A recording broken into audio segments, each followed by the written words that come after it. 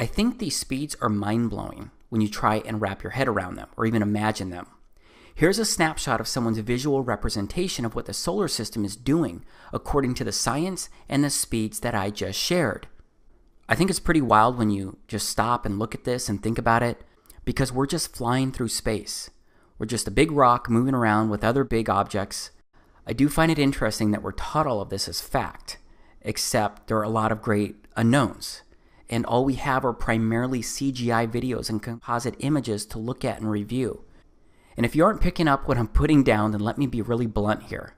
I don't believe this visual representation is accurate. I believe something else could be true. Hey, David here, and I've got to tell you something. And what I'm going to tell you could make you look at me differently. It could even make you want to distance yourself from me. But I'm still going to tell you because I love you. I should also share that what I'm going to show you, it is strange. And I think that most of what I present will challenge how you look at life. And you should probably also know that this video is infused with my faith in the scriptures and how I believe that His word is truth. But please, I am asking you to watch every single minute of this video, just so that you can look at it all and you can evaluate everything yourself. But I'm more confident about all of this stuff than ever before. And that's why I'm finally showing you this. Because it is not in my best self-interest to be vocal about any of this. Because I've got a pretty solid thing going in life right now. So I kind of look at it like, why would I want to do anything to disrupt that? I'll tell you it's because there is something burning inside of me, and it's compelled me to document this Strange Truth project. Also, I really feel like I just need to get my record on file. And straight up, I really want to share it with you. That's all I really have to say for now. So, let's get into it. Copyright and fair use disclaimer. This educational video may contain copyrighted material, the use of which has not always been authorized by the copyright owner. We are using this material strictly for educational purposes only. We believe this constitutes a fair use of any such copyrighted material as provided for in Section 107 of the U.S. Copyright Law. In accordance with Title 17 U.S.C. Section 107, the material used in this video is distributed without profit. The views expressed in this video are solely the views of the creator of this video teaching and not to reflect on the copyrighted material directly. Hashtag Team Yahawashai.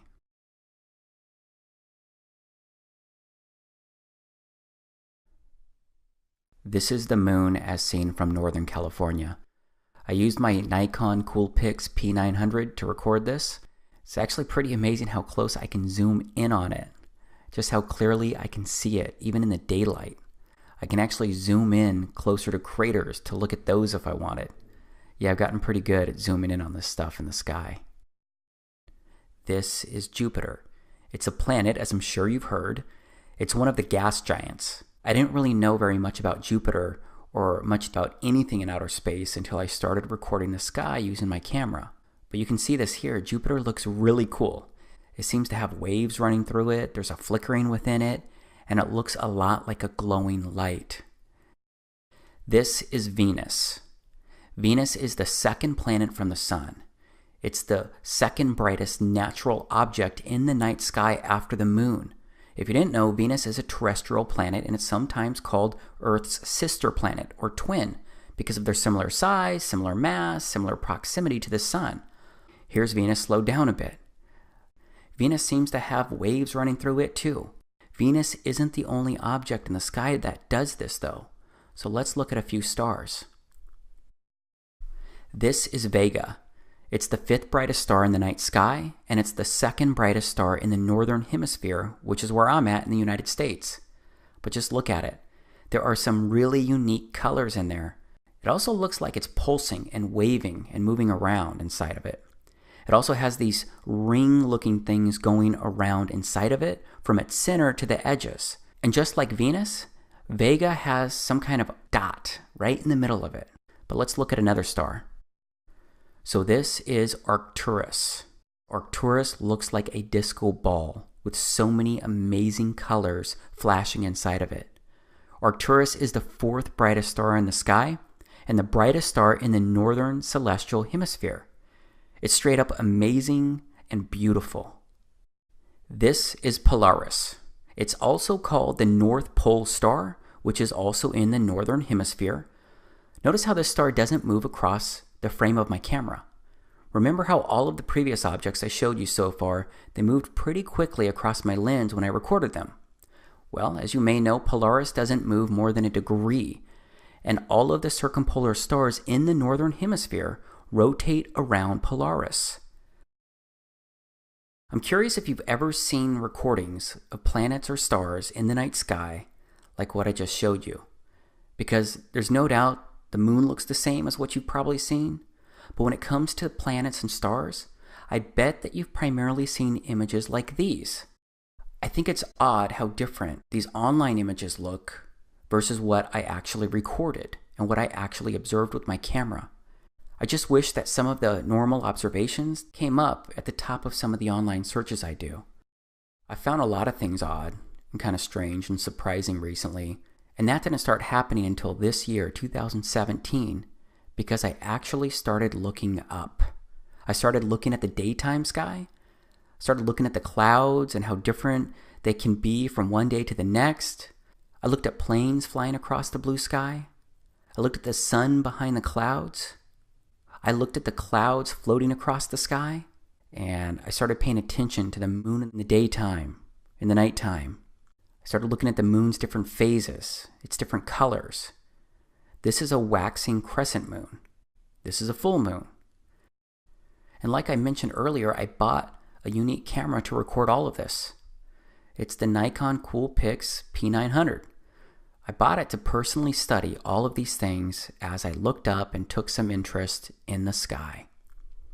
And my interest in the sky and my studies, they led me to look into the missions in outer space. First, I looked into the Apollo missions to the moon. Then I wondered why we hadn't been back to the moon in 45 years. I wondered why even now we didn't at least have a fleet of rovers scouring every inch of the moon, including its other side that we didn't even land on. But apparently there's a competition to get rovers on the moon. But I mean, we have a rover on Mars. Why didn't we at least send one rover up to the moon to constantly observe it, since we no longer send humans? It's just hard for me to imagine that we've already discovered and observed everything we could learn about the moon during those 3 years of Apollo missions. You know, we've never put a woman on the moon, only men. So why not send our first woman to the moon? That would be a spectacular accomplishment. At least I think so.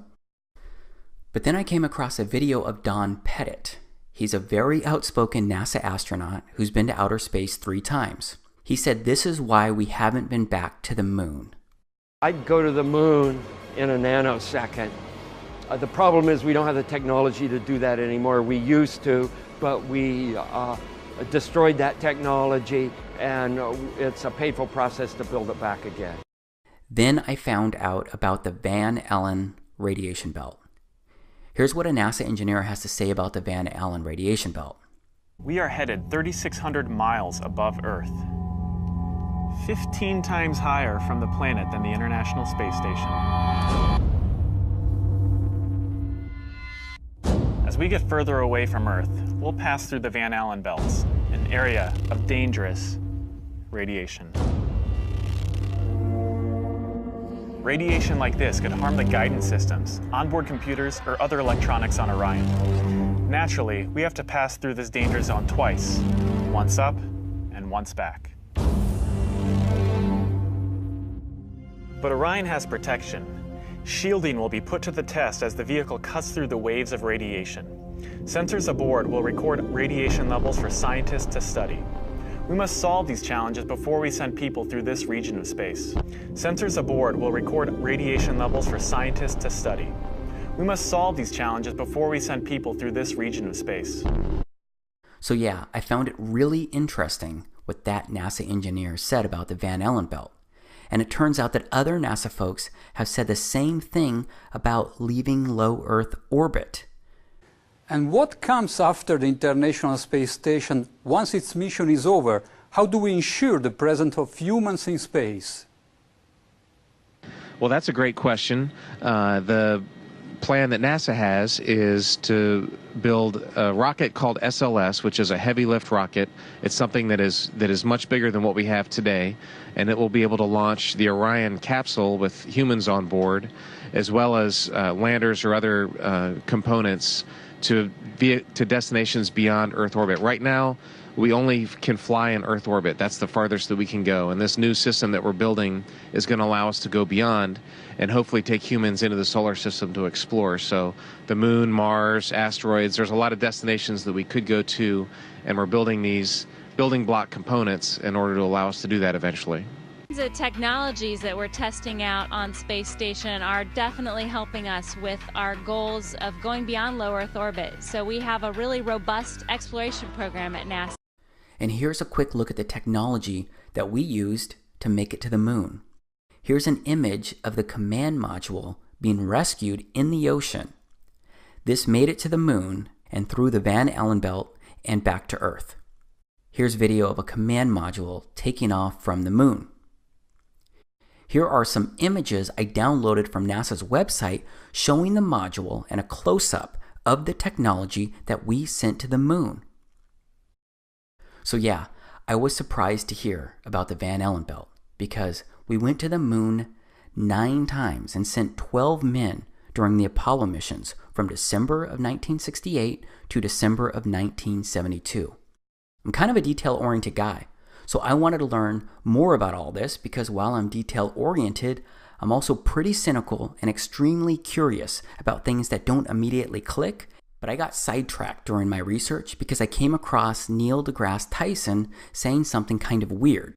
If you didn't know, Neil deGrasse Tyson is an astrophysicist, and he's pretty well known inside the science community. So here's what he said.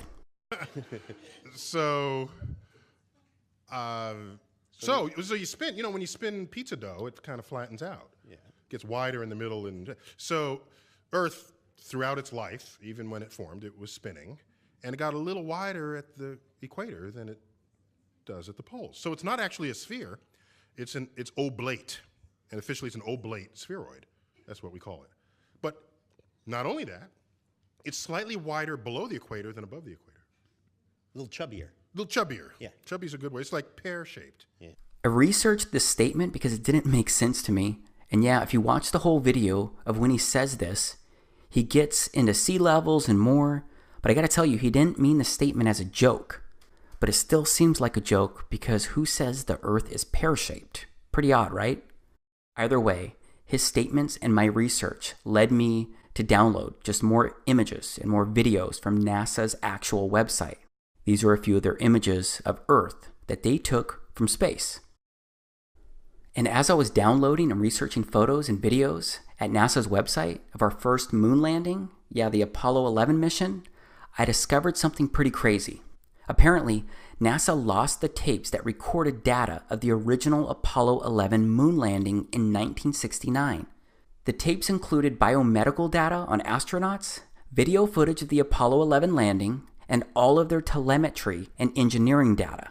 But based on everything I can research, it seems that NASA actually lost not just the Apollo 11 telemetry data, but NASA lost all of the telemetry data from all of the Apollo missions that landed on the moon. That's well over 10,000 lost tapes and over a ton, literally a ton in weight of missing tapes. Fortunately though, they were able to restore the original moon landing footage that was broadcast to Earth. I guess I just found it pretty odd when you consider that the moon landing is one of the, if not the, greatest accomplishments by mankind. Because I figured NASA would take really good care of that stuff and properly label boxes and reams of recordings. Okay, so that seemed pretty careless. But then I stop and think, wouldn't right now be the perfect time to go back to the moon? We've made significant breakthroughs in technology in the past 45 years. So imagine today's technology that NASA could bring to the moon to record and study it. Imagine the beauty that they could show the entire world. Because we could have crystal clear, high-definition footage taken directly from the surface of the moon. I mean 4K resolution stuff that would blow everyone's minds.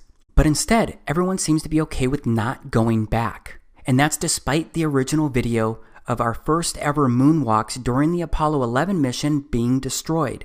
And they say the original recordings, they were actually super clear and nothing like the grainy video that was broadcast to millions on television. But I guess it doesn't really matter either way, since we destroyed the technology to get back to the moon. That's if you believe what Don Pettit said. So my curiosity compelled me to keep researching all of this stuff. And a lot of what I found, it didn't make a whole lot of sense. Like, why does it look like this flag is flapping or blowing in the wind? And this module taking off looks pretty weird to me. So yes, a lot of the moon landings and stuff surrounding outer space can come across as odd. And yeah, maybe each odd thing can be explained away. It's just that when I look at all of the oddities as a whole, it's a bit creepy. And I say creepy because someone I know and someone I love once said this stuff was creepy when they started looking into it. And all of this creepy stuff made me want to keep researching and keep asking questions. But I ended up asking one question that can get you labeled as a nutcase. It's a question that makes people laugh at you. It's a question that I bet you've already seen coming as you've been watching this video. And that question is, did we really go to the moon? I'm sorry, Jay. I'm sorry. I can see that how that would affect your Christmas. I made that whole thing up. What? I'm sorry. I guess I just wanted to seem interesting. I guess there's a real danger of that on this show. But there's a pressure. Well, yeah, people come out and they've run out of anecdotes, you know, and they just start making stuff up. Yeah. Like that Neil Armstrong guy. Have you seen him on the talk shows? Neil Armstrong, you mean the first man to walk on the moon? Talk about a fish story. Yeah. Man, and they're buying it. Oh, yeah.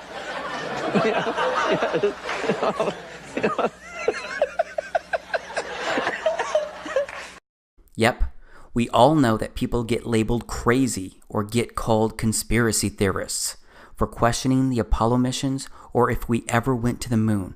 But please stay with me here, okay? I promise that I've really given this a lot of thought, and I've considered how something like this could actually happen. And since we no longer send people to the moon, I started looking into other info and footage surrounding outer space. And I found some interesting things there too.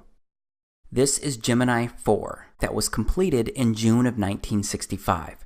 That was well before the Apollo 11 mission.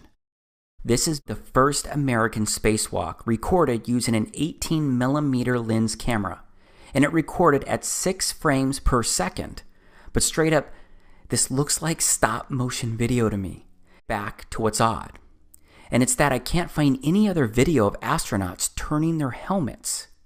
A turning helmet appears to be only happening during this first ever spacewalk. Because the thing is that my research showed that the helmets couldn't turn or swivel because they're fixed to an airtight ring base. And once the suit is pressurized, it all becomes extremely stiff. And I don't see the helmet turning again in any of the video for this spacewalk or any others. But there's a lot of footage available that's been taken from the International Space Station, the ISS. This is it here. Of course, a lot of live interviews and videos have been done and recorded from the ISS, and that's resulted in a lot of footage to look at. First, and this one's just kind of really funny to me, it turns out that there's a lot of weird-looking hair on the space station. It's like the hair is gelled or hairsprayed up, like straight up, and it's not supposed to move. Why not just let it flow and showcase its weightlessness? Maybe it would get in the way, but there are also ponytails and such, right? You look like you're in a studio, maybe in Omaha, Nebraska or something. The shot is so clear. Is this a hoax? Are you really in space still? See the hair? Okay, this is a good place to freeze for a moment and transition, because things go from questioning weird hair to deeper levels of strange. See the hair? I don't know. We're going to have to do something for you. Yeah.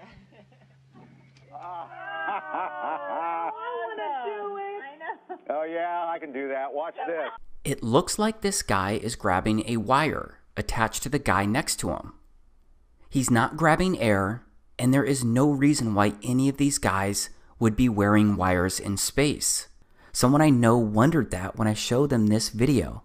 Believe me, you're going to be just like the person I talked to, because you will look for answers. You will look for ways to rationalize these things that I show you. Just understand I've asked the same questions. Why, how, and what am I really seeing? This guy with the red shirt looks like his shirt is being pulled by a wire. There are lots of these instances out there that you can research, but it's not exclusive to the ISS. It also happened on the moon itself, and I'll show you that in a moment. But look at the guy in the middle of these men. He looks like he's actually wearing a harness. This was a live interview with Boise State, and look at how awkward this is. Look at this astronaut who turns with his back to us. Pay attention to his back heels. It seems like there may not be enough slack, so his heels stay off the ground. Okay, maybe that's hard for you to believe or see, but look at this awkwardness. This astronaut looks like he's being yanked up by a cable. So how does he get up like this on his own? I mean, the other astronaut did not pull him, but it looks like he was lifted by some external force outside of him, and it's not the guy next to him. Straight up, it appears that these astronauts are attached to cables or some kind of harnesses at times, because it pulls the astronauts in unnatural ways. It even prevents them from falling all the way down. Sometimes they look like puppets on strings due to the way that they're being pulled or moved along. But how else could they be doing this? Well, it could be more special effects and likely something called augmented reality and or green screens. And this is what it looks like. This is an actual video that NASA did. They meant to do this. This is an example of augmented reality. And then there are chroma key screens. So outside of green screens, there are also blue screens. And that's what you're seeing right here. You're seeing the former president being pushed through this NASA area, and behind him is Tim Peake, an astronaut, with what looks like a blue screen, a chroma key screen right behind him. And do you see the green ball? I mean, we can compare footage around that same time compared to what was caught on camera, and you can see it's the same background. It looks like the same deal. And I've only ever found one other video that's ever shown this same checkered blue screen. This is that one other video that I'm showing you right here. But how coincidental is it that they use this blue checkered background, which is extremely similar to ORAD virtual set technology? I mean, this is the kind of stuff you can do on a budget right here, this video. Now here's something else from the ISS. Look at this card floating. This is directly from NASA's YouTube channel. This card, it just doesn't look real. Is there an air conditioner on up there? I mean, look at it. It looks like they're doing everything they can not to laugh. Next, people say that the spacewalks may have been recorded underwater and not on the moon at all. Because, as you can see here, astronauts are definitely trained underwater. So a lot of folks believe that they may have faked the spacewalks by doing it underwater as well. And that seems to make a lot of sense when you study a lot of the spacewalk videos, because you're going to see what looks like a lot of bubbles going all these different directions. Who knows which direction the camera was actually pointing when these were recorded, but they look like air bubbles escaping maybe from underwater pools where some of these things were recorded or faked. Last, there are zero gravity planes. The only way right now that we can simulate the gravity on Moon, Mars, asteroids is parabolic flight. So yeah, there is likely hours of video of real weightlessness that people have experienced, but you can't do that all the time, so there needs to be other options, especially for the longer videos like I showed before. Okay, this is a time-lapse video of Earth recorded from the ISS, but I want to step off the space station right now. I want to look at the Apollo 11 crew's first public appearance after returning from the moon.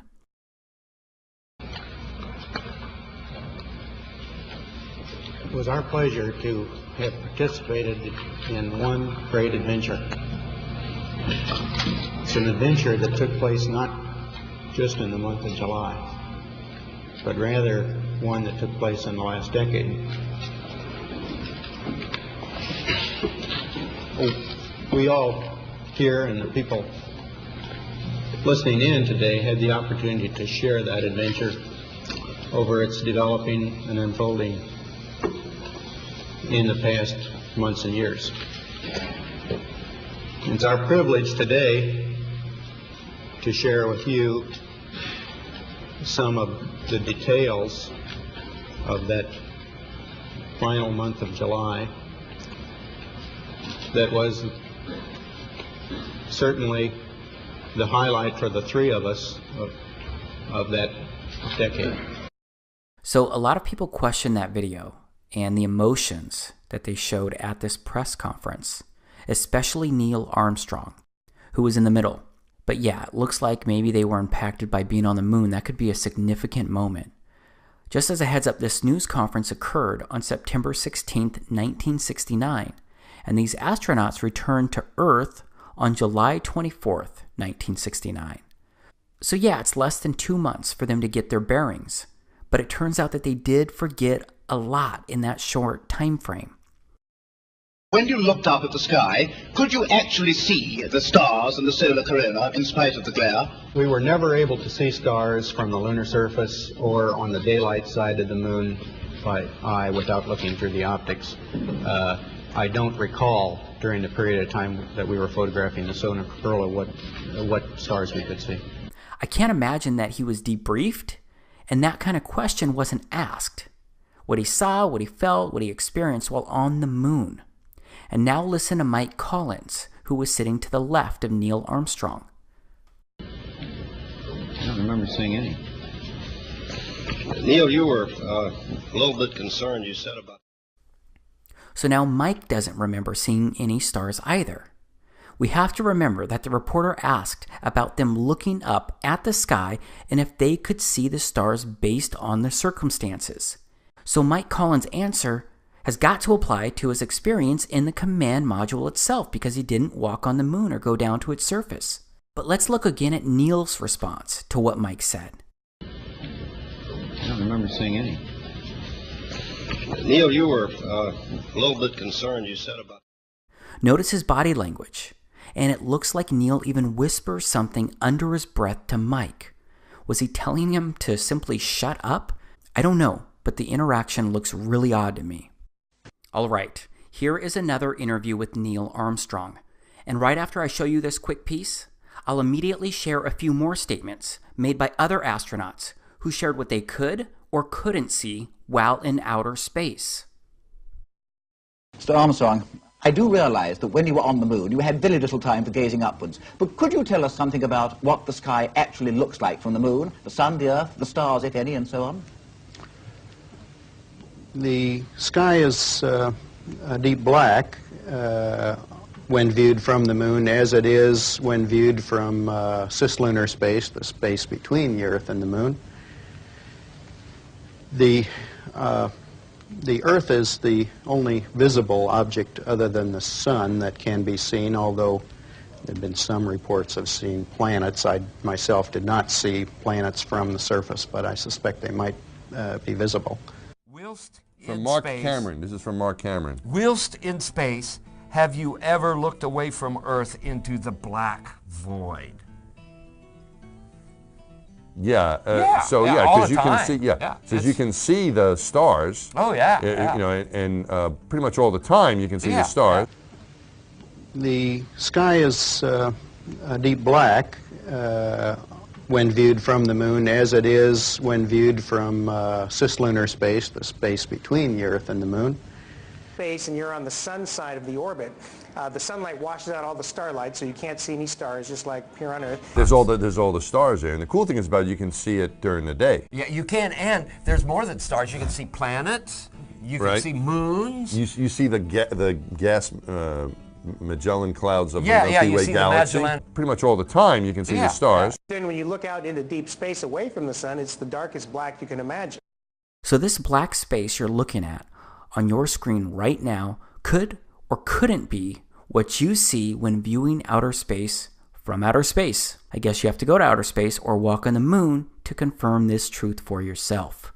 But I'm going to stay focused on the objects in outer space because I want to ask why the images of stars and planets taken by satellites in space look so different to what I actually observe with my camera.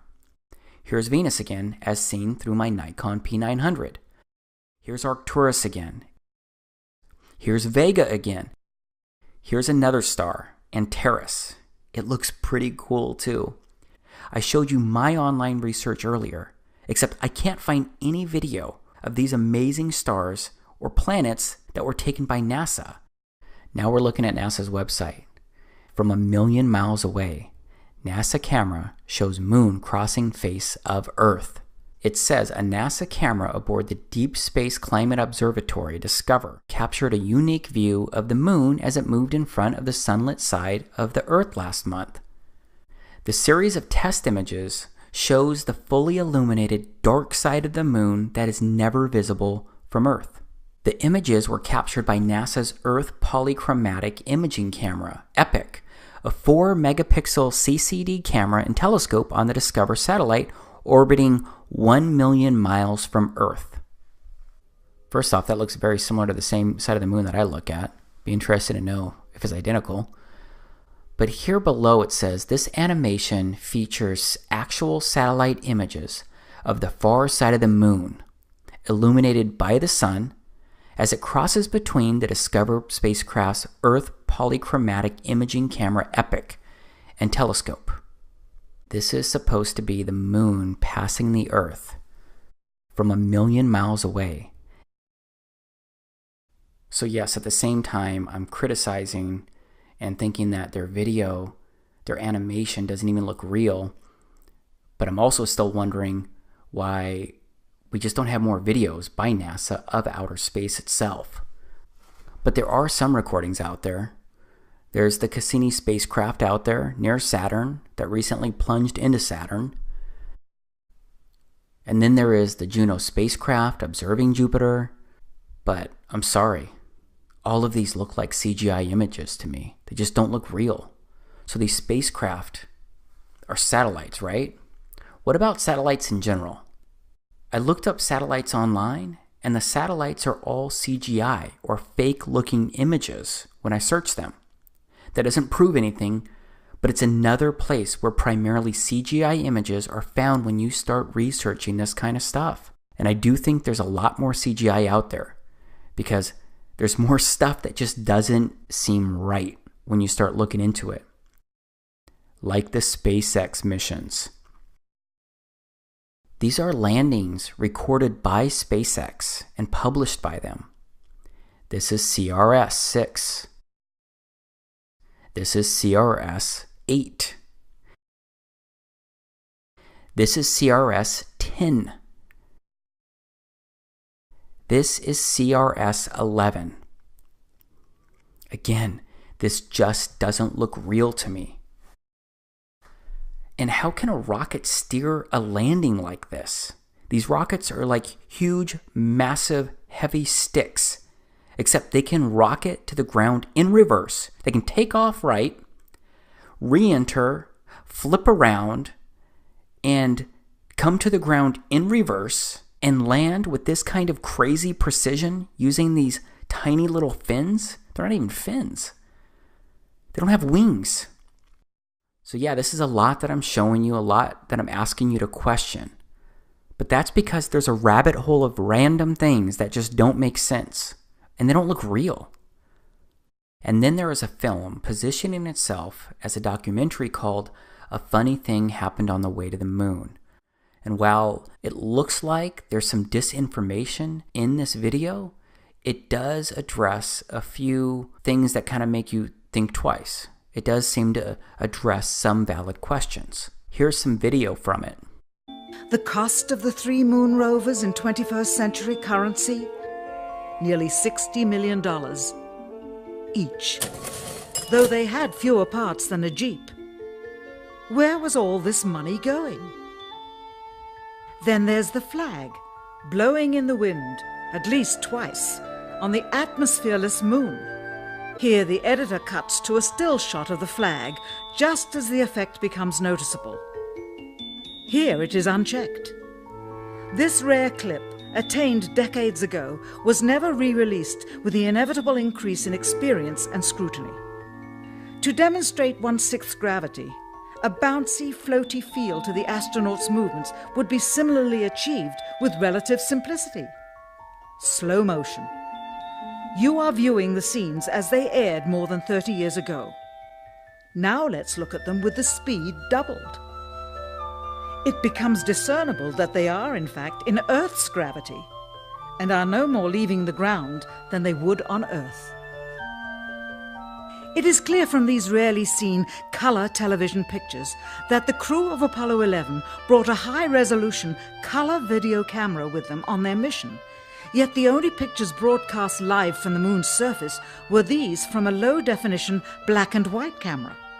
In fact, the networks complained because in addition to this, they were forced to shoot the images, second generation, off of a projection TV of the technology of 30 years ago, and were not even allowed to take a direct feed, which further degraded the quality and clarity of the images. Perhaps this was precisely what NASA and the federal government had in mind. After all, it was a first, regardless of where they were. Better to open up their debut mission with fuzzy pictures and numerous blackouts, rather than show too much revealing detail of a false scene that was yet unproven. And finally, the element that seals their fate. Of all the footage of Apollo 11 requested from NASA over a 5-year period, one gem was discovered just before the completion of this documentary. An old reel received by mistake. It contains the raw or unedited footage of the crew of Apollo 11, Michael Collins, Edwin Aldrin Jr. and Neil Armstrong, staging part of their mission for nearly an hour in living color, with exceptionally clear behind-the-scenes audio of conversations discussing the techniques used to achieve a disingenuous picture depicting the Earth at a distance, in order to falsely demonstrate their far journey from it and their ability to survive passing through the Van Allen radiation belts. It cannot be misconstrued that this staging was done for some other reason prior to the mission, for the reel itself is slated and dated July 18th, 19th and 20th, 1969, the very days of the mission when they were said to be approaching and achieving lunar orbit. Understand, too, that only about 20 seconds of this raw footage was ever broadcast to the public, and these conversations discussing their deception were believed to be private, until now. Here they discuss that these television transmissions were in fact not broadcast live as everyone believed. They were first screened and edited for playback later. Roger, Neil. We just wanted a narrative such that we can, when we get to playback, we can sort of correlate what we were seeing. Thank you very much. Here they discuss the fact that they have turned out the lights and have blocked out sunlight from entering the spacecraft through the other windows, as to not cause any reflected light to fall onto the spacecraft's wall in the foreground. Okay, very good. Well, we shut out the sun coming in some of the other windows into the spacecraft, so it's looking through the number 1 window, and there isn't any reflected light. We only have one window that has a view of the Earth, and it's filled up with the TV camera. This is where the astronaut is back in view, but the lens was supposed to be on the window. Is it legitimate? I don't know. There's just so many weird things about the Apollo missions when you research them.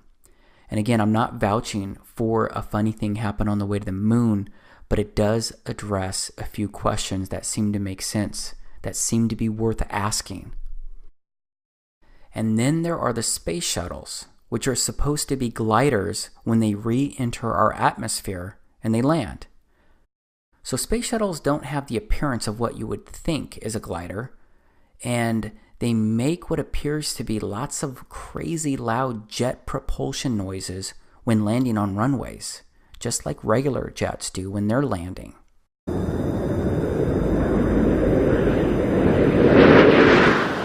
Commander Charlie, Bob flaring up the shuttle's nose for landing, and so you can see the main gear of the launch in place. And since we're talking about jet propulsion, let's go back to the moon for a moment.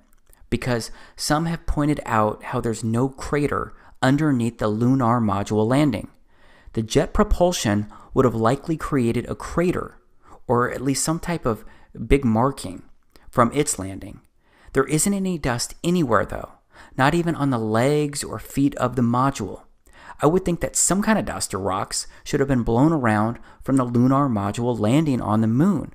Keep in mind that the module had a 10,000-pound thrust engine, except it seems to have left no disturbance underneath it. Also, Neil Armstrong is sitting on top of that engine when it's initially landing on the moon, but he's heard clear as day when they're landing. 60 seconds. Lights on. Forward. Forward. 40 feet down, 2.5. Picking up some dust. Straight shadow. 4 forward, drift into the right a little. 30 seconds. Forward. Contact light. Okay, engine stop. We copy you down, Eagle. Houston,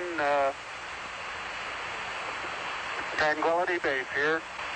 The Eagle has landed. There just seems to be so many questionable circumstances involving NASA.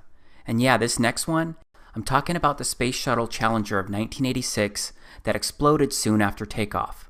And please know that I'm taking this one carefully but seriously, because this one involves life and death.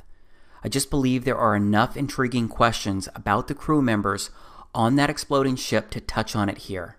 Because 6 of the 7 crew members are considered alive by many people today, because there are 6 people living in the United States who closely resemble 6 original crew members from Challenger.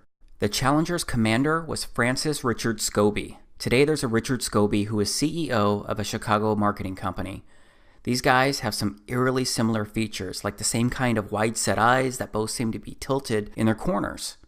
The pilot was Michael J. Smith, and there's another Michael J. Smith living today, a professor, and they seem to look the same. Same smiles, it looks like the same teeth inside those smiles, both have blue eyes, and more. One of the mission specialists was Ronald McNair. It turns out that he has a brother named Carl, who's living today, and they look like they could be twin brothers. Another mission specialist was Ellison Onizuka. He also has a lookalike brother still alive today, and his brother's name is Claude. Another mission specialist was Judith Resnick, and there's a Yale law professor with similar features and identical name living today. And then there was the teacher Sharon Christa McAuliffe. Well, there is a Syracuse professor named Sharon A. McAuliffe who looks a lot like the original crew member with the same first name and last name. Again, I do not take sharing this information lightly, because it is a serious thing when you question if people may have really died. So I don't know about this for sure. I just know that the odds seem pretty crazy that 6 of the 7 crew members have people living today with appropriately similar ages, nearly identical names, and strikingly similar features. And what about the fact that we're now planning to send humans to Mars, and we want to colonize it? So forget about inhabiting the moon, which would be way easier because it's way closer and we've already put people on the moon, but instead let's go inhabit Mars, which is much further away and way harder to get to. So everything I've shared so far, to me it's really bizarre and odd. Much of it doesn't add up, if you ask me, but still, many of you will find explanations. There's a lot of info out there, but based on what my eyes have seen, based on using my own personal logic, even if I wanted to eliminate half of the things I just showed you as untrue, I simply can't explain away the other half as untrue because there is too much that just doesn't make sense in my head. But after looking over all of the information and evidence surrounding our explorations into outer space, the moon landings, and what science teaches me about it all, based on what I can actually observe and prove myself, I'm now at the point where I don't believe we ever went to the moon. I don't believe we've gone to outer space in the way that they tell us. I don't believe an International Space Station is orbiting the Earth. I don't believe it's possible. And there are many more extremely compelling reasons why I believe this, beyond the limited information that I've presented so far here. Of course, I promise to show you much more here, but I want to pause before moving on, because this information may be new to you, and that can make it hard to believe or even consider. You may be laughing at me right now, or wondering when Dave lost his mind and went full conspiracy theorist. I used to think that it was crazy before I started researching all of this. But what if it was possible? What if what you've been told was not the truth? Or maybe it was full of half-truths? Would it be the first time that someone lied to you? Would it be the first time that your government lied to you? It's easy for me to say that, especially when you may be thinking the opposite. But no matter what, I'm the one making these claims, so I need to present more information to show how all of the pieces could fit. So please just stay with me here, because we've barely touched the first layer of how odd and bizarre things may really be.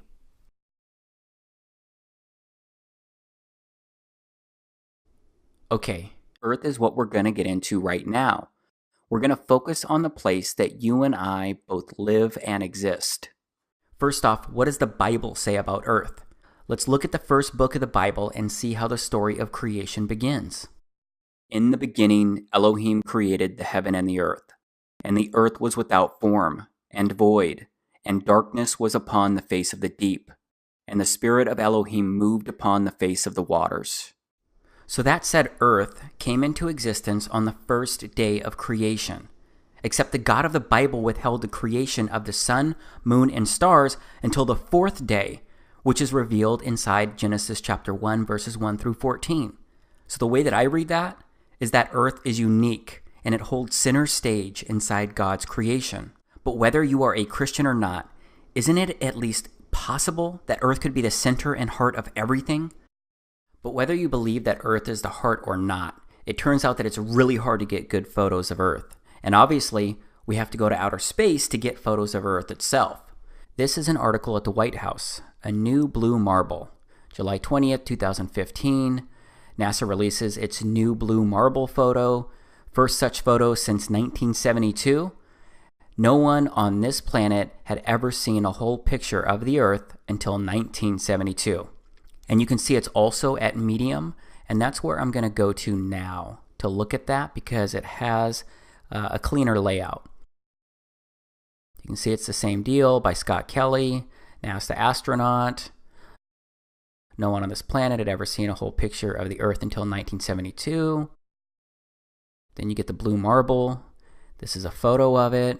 It was the first full photo of Earth taken on December 7th, 1972, and that was the Apollo 17 spacecraft that took that. You got another photo here. Looks a little different. Okay, you got another image. So why is the blue marble a bigger deal than these? Turns out it's quite tricky to take a good photo of the entire Earth. The planet is big, and there's a lot of lighting issues. As a result of these challenges, NASA, NOAA, and other science agencies most often rely on composite images to depict our planet. These images stitch together multiple high-resolution snapshots taken by satellites already in orbit to produce one seamless portrait of the Earth. And that's what the three photos above are, composite images, produced by NASA over the past 15 years, released respectively in 2002, 2007, and 2012. Composite imaging is an extremely useful tool for helping people understand the Earth, like this black marble, which, by stitching together multiple views of the planet, shows a full global view of the Earth's city lights. That's why today I am excited to see that NASA has released its new blue marble, the first of many more to come later this year. The blue marble is the first fully illuminated snapshot of the Earth captured by the Discover satellite. It looks like it's a joint NASA, NOAA, and U.S. Air Force mission. And there's a guy who's famous for doing these composite images and manipulating data and putting it all together. And this is the guy right here. This is from NASA's website. It's an interview. Data visualizer and designer Robert Simon. And they ask him, what do you do? And what is most interesting about your role here at Goddard? How do you help support Goddard's mission? And he says, "My role is to make imagery from Earth science's data. I turn data into pictures. I look for new, interesting events that NASA satellites have seen or that are hidden in the latest data to find anything interesting that shows off NASA's unique capabilities. Finding things is the fun part. I rely on engineers and scientists to produce the data." Okay, they ask him, what is the coolest thing you've ever done as part of your job at Goddard? And he says, the last time anyone took a photograph from above low Earth orbit that showed an entire hemisphere, one side of a globe, was in 1972 during Apollo 17. He also says by 2002, we finally had enough data to make a snapshot of the entire Earth. So we did. The hard part was creating a flat map of the Earth's surface with 4 months of satellite data. Rito Stockley, now at the Swiss Federal Office of Meteorology and Climatology, did much of this work. Then we wrapped the flat map around a ball. My part was integrating the surface, clouds, and oceans to match people's expectations of how Earth looks from space. That became the famous blue marble. Okay, I know I already touched on this earlier, but I just keep wondering. Why doesn't NASA just deploy a rover to the moon, equipped with a camera at least comparable to my Nikon P900? Then they would have it on the moon's surface all the time. Because they could take continuous images of the entire Earth throughout the different seasons and months. They could zoom in on continents and islands, and maybe even more, like I do of the moon from here on Earth. Wouldn't you get good and accurate images with that approach? Wouldn't that make sense? But instead, they have a data visualizer / designer who compiles all of the different data, and then that data gets stitched together by that person. But let's just step back again. And I'd like to review the Science 101, some of the basics surrounding the Earth, the Sun, and the solar system. I'm talking about the basic info that we're all taught about Earth, the Sun, and the solar system, and how they all move and work. First, the Earth rotates eastward around an invisible line known as its axis. And I've actually got some video of the Earth spinning provided by NASA. This is an official video by NASA of the Earth spinning. It was captured over a 25-hour period. It is really, really hard to see any of the continents in this video. I guess it was just too cloudy for those 25 hours. Okay, now I'm looking at live science. How fast does Earth move? As passengers on Earth, we are all carried around the sun at a mean velocity of 66,600 miles per hour. Add that dizzying notion to the fact that we are spinning at the equator at a 1,000 miles per hour clip, an action that caused the planet to bulge outward. Of course, these velocities are relative to the sun and to the poles, respectively. Okay, how fast is Earth moving? Let's look at that again. As an Earthling, it's easy to believe that we're standing still. After all, we don't feel any movement in our surroundings. But when you look at the sky, you see evidence that we are moving. Okay, how fast are we spinning? I just went through this, but it's interesting to see another source, and it talks about, depending on where you're located, right? Sun and galaxy move too. To blow your mind even more, the sun has an orbit of its own in the Milky Way. The sun is about 25,000 light years from the center of the galaxy, and the Milky Way is thought to be about 100,000 light years across. We are thought to be about halfway out from the center, according to Stanford University. The sun and the solar system appear to be moving at 200 kilometers per second, or at an average speed of over 500,000 miles per hour. The Milky Way too moves in space relative to the other galaxies. In about 4 billion years, the Milky Way will collide with its nearest neighbor, the Andromeda Galaxy. Everything in the universe is therefore in motion. Now let's go back to the Live Science article. How fast does Earth move? Let's touch on the velocities and why we don't feel them. The reason we don't feel the rush is the same we aren't pinned to our seats while in an airplane moving at a constant speed. Velocity can only be measured with reference to another object moving at a different velocity, and we cannot feel velocity while in a constant frame of reference. This is why it might be news to you that our entire solar system is whizzing around the center of our galaxy at a fairly inconceivable, well, it's over 500,000 miles per hour. The galaxy is also moving with respect to other galaxies in the universe. And for all we know, the whole universe is moving, but now we're getting into great unknowns. Okay, so I just went over a lot of numbers, but it's all basic stuff. But that's pretty fast, right? I do think that it's kind of odd that we don't feel any of that spinning or rotation. I think these speeds are mind-blowing when you try and wrap your head around them or even imagine them. Here's a snapshot of someone's visual representation of what the solar system is doing according to the science and the speeds that I just shared. I think it's pretty wild when you just stop and look at this and think about it, because we're just flying through space. We're just a big rock moving around with other big objects. I do find it interesting that we're taught all of this as fact, except there are a lot of great unknowns, and all we have are primarily CGI videos and composite images to look at and review. And if you aren't picking up what I'm putting down, then let me be really blunt here. I don't believe this visual representation is accurate. I believe something else could be true, and it's all based on the foundation that we never went to the moon. It's all based on the belief that we have not explored outer space. Because I do not think outer space exists as we've been taught. As a result, I believe something else when it comes to Earth, this place that we live on. And now it's time for me to share what I believe. It's something that may compel you to give me a hat made out of tinfoil. This may also compel you to laugh at me again, maybe even more than when I shared my belief that we've never been to the moon. My statement may compel you to shut off this video right now, but please, I am asking you to just keep watching until the end of it. And yes, I recognize that this is going to sound very out there when you hear me say it. You're going to ask a lot of questions immediately. You're going to wonder what my claim would look like if it was true or even possible. But if you know me, you know that I am an over-researcher. You know that I'm the kind of guy who needs to understand how all of the pieces fit. So please, just know that I will begin to help make sense of it all and share lots of information immediately after I make my statement, or better yet, after I pose my question. Okay, here is my question. What if the Earth was flat? No, I am not kidding. Most people imagine something like this when they hear flat Earth. But my research shows it's nothing like this here, because there's no edge that people can fall off. It doesn't really look different than anywhere you've ever visited on the Earth.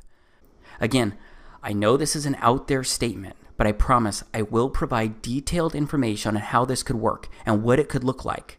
I'll also share a map with a full breakdown. But before I go there, I need to go over some really important reasons why the spinning globe Earth model that we've been taught has issues.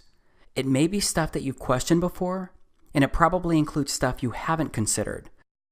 Yes, we're looking at this again. For all of my fellow Christians, just think about this visual representation in regards to the story of creation, and consider how just moments ago I shared Genesis 1, and how Earth came into existence on the first day of creation. I mentioned how the God of the Bible withheld the creation of the sun, moon, and stars until the fourth day. So if Yahweh created the sun on the fourth day, then what was the Earth rotating around for 3 days prior? Well, maybe Earth is special, and like I mentioned moments ago, it holds center stage in God's creation. And maybe Earth is not moving or rotating around the sun. Now let's keep this visual representation of the solar system in mind as I share some more important information, and it's related to the sky and what we can actually observe. So again, we know that there is a North Pole star. It's called Polaris, Alpha Ursae Minoris. Remember, this is what Polaris actually looks like. And remember, it doesn't move across the sky. It just stays there. And all of the stars in the northern hemisphere rotate counterclockwise around this star. But remember that the Earth rotates on its axis, and its axis runs from the North Pole star, Polaris, all the way down to the South Pole star, also known as Polaris Australis or Sigma Octantis. But I'm not sure many people think about these North and South Pole stars and how they work in relation to the Earth. Because just like the stars and planets rotate counterclockwise around the North Pole star in the northern hemisphere, the stars and all the planets actually rotate clockwise around the South Pole star in the southern hemisphere. These are long exposure shots that were taken by YouTuber Kofu72, and he did it by having a photo taken every 30 seconds. And it took an hour and a half of recorded shots to create just 10 seconds of Southern Star Trail video. So we have stars and planets rotating counterclockwise around the North Pole star. And we also have stars and planets rotating clockwise around the South Pole star. Except Earth and our solar system is supposed to be flying through space like this. But the North Pole star never moves above the Earth, and all the stars rotate around it. And the South Pole star stays in place below the Earth, and all the stars rotate around it the opposite direction down there. That's what the North and Southern Star Trails show us, and that's what we can actually observe when standing on Earth. So this makes me wonder, why do the stars that we can see in the northern and southern hemispheres stay aligned with the Earth as it spins? Why does everything in the sky, outside of the sun, moon, and wandering stars, why does everything else stay fixed on us and rotate around us from two very specific points on Earth? Well, I believe it's because we're special and we're the heart of everything. Straight up, I believe we've been told many untruths. And very shortly, I'm going to show you how I believe all of this could actually work. Because isn't it strange that you feel none, I mean none, of the Earth's rotation? That's anywhere from 700 to over 1,000 miles per hour. Those are ridiculous speeds and you feel nothing. Or what about the other speeds that are allegedly happening right now? Like the Earth rotating around the sun or the solar system speeding at over 500,000 miles per hour. As humans, we can perceive movement. Our senses tell us when it's happening, even when we're in a car speeding down the highway, or when we're in an airplane, not just during takeoff and landing. Yeah, we get used to moving inside these objects, but we still know we're moving inside them, and we're moving at speeds a fraction of the Earth's rotation, except we don't feel any of the Earth's rotation. We don't feel the Earth orbiting the sun. We don't feel any speed. We don't feel any movement of the solar system itself. This is important, and many people just brush it off. You may be doing that right now, because again, we're told that we can't feel it because we're moving with the spinning Earth. We're told we're used to it, yet our senses can and should be trusted. And if we're honest with them, they'll tell us that we're not moving at all. I believe it's that simple, but it's really hard to believe because it's not what we've been told since birth. But what about before birth? What do books that have been around for thousands of years say about all of this? Well, did you know that the scriptures consistently speak of an immovable, established earth? There are a lot of verses that are pretty explicit about this. So let's take a look at some of those verses right now. First, let's look at the beginning of Job 38. This is where Yahweh confronts Job about the way that Job was questioning Yahweh. Then Yahweh answered Job out of the whirlwind and said, "Who is this that darkeneth counsel by words without knowledge? Gird up now thy loins like a man, for I will demand of thee, and answer thou me. Where wast thou when I laid the foundations of the earth? Declare, if thou hast understanding. Who hath laid the measures thereof, if thou knowest? Or who hath stretched the line upon it? Whereupon are the foundations thereof fastened? Or who laid the cornerstone thereof?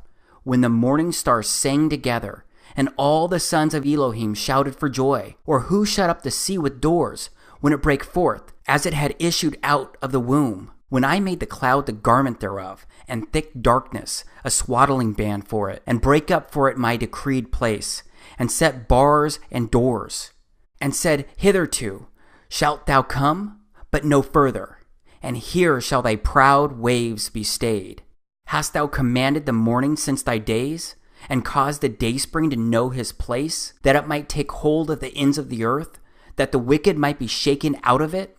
It is turned as clay to the seal, and they stand as a garment."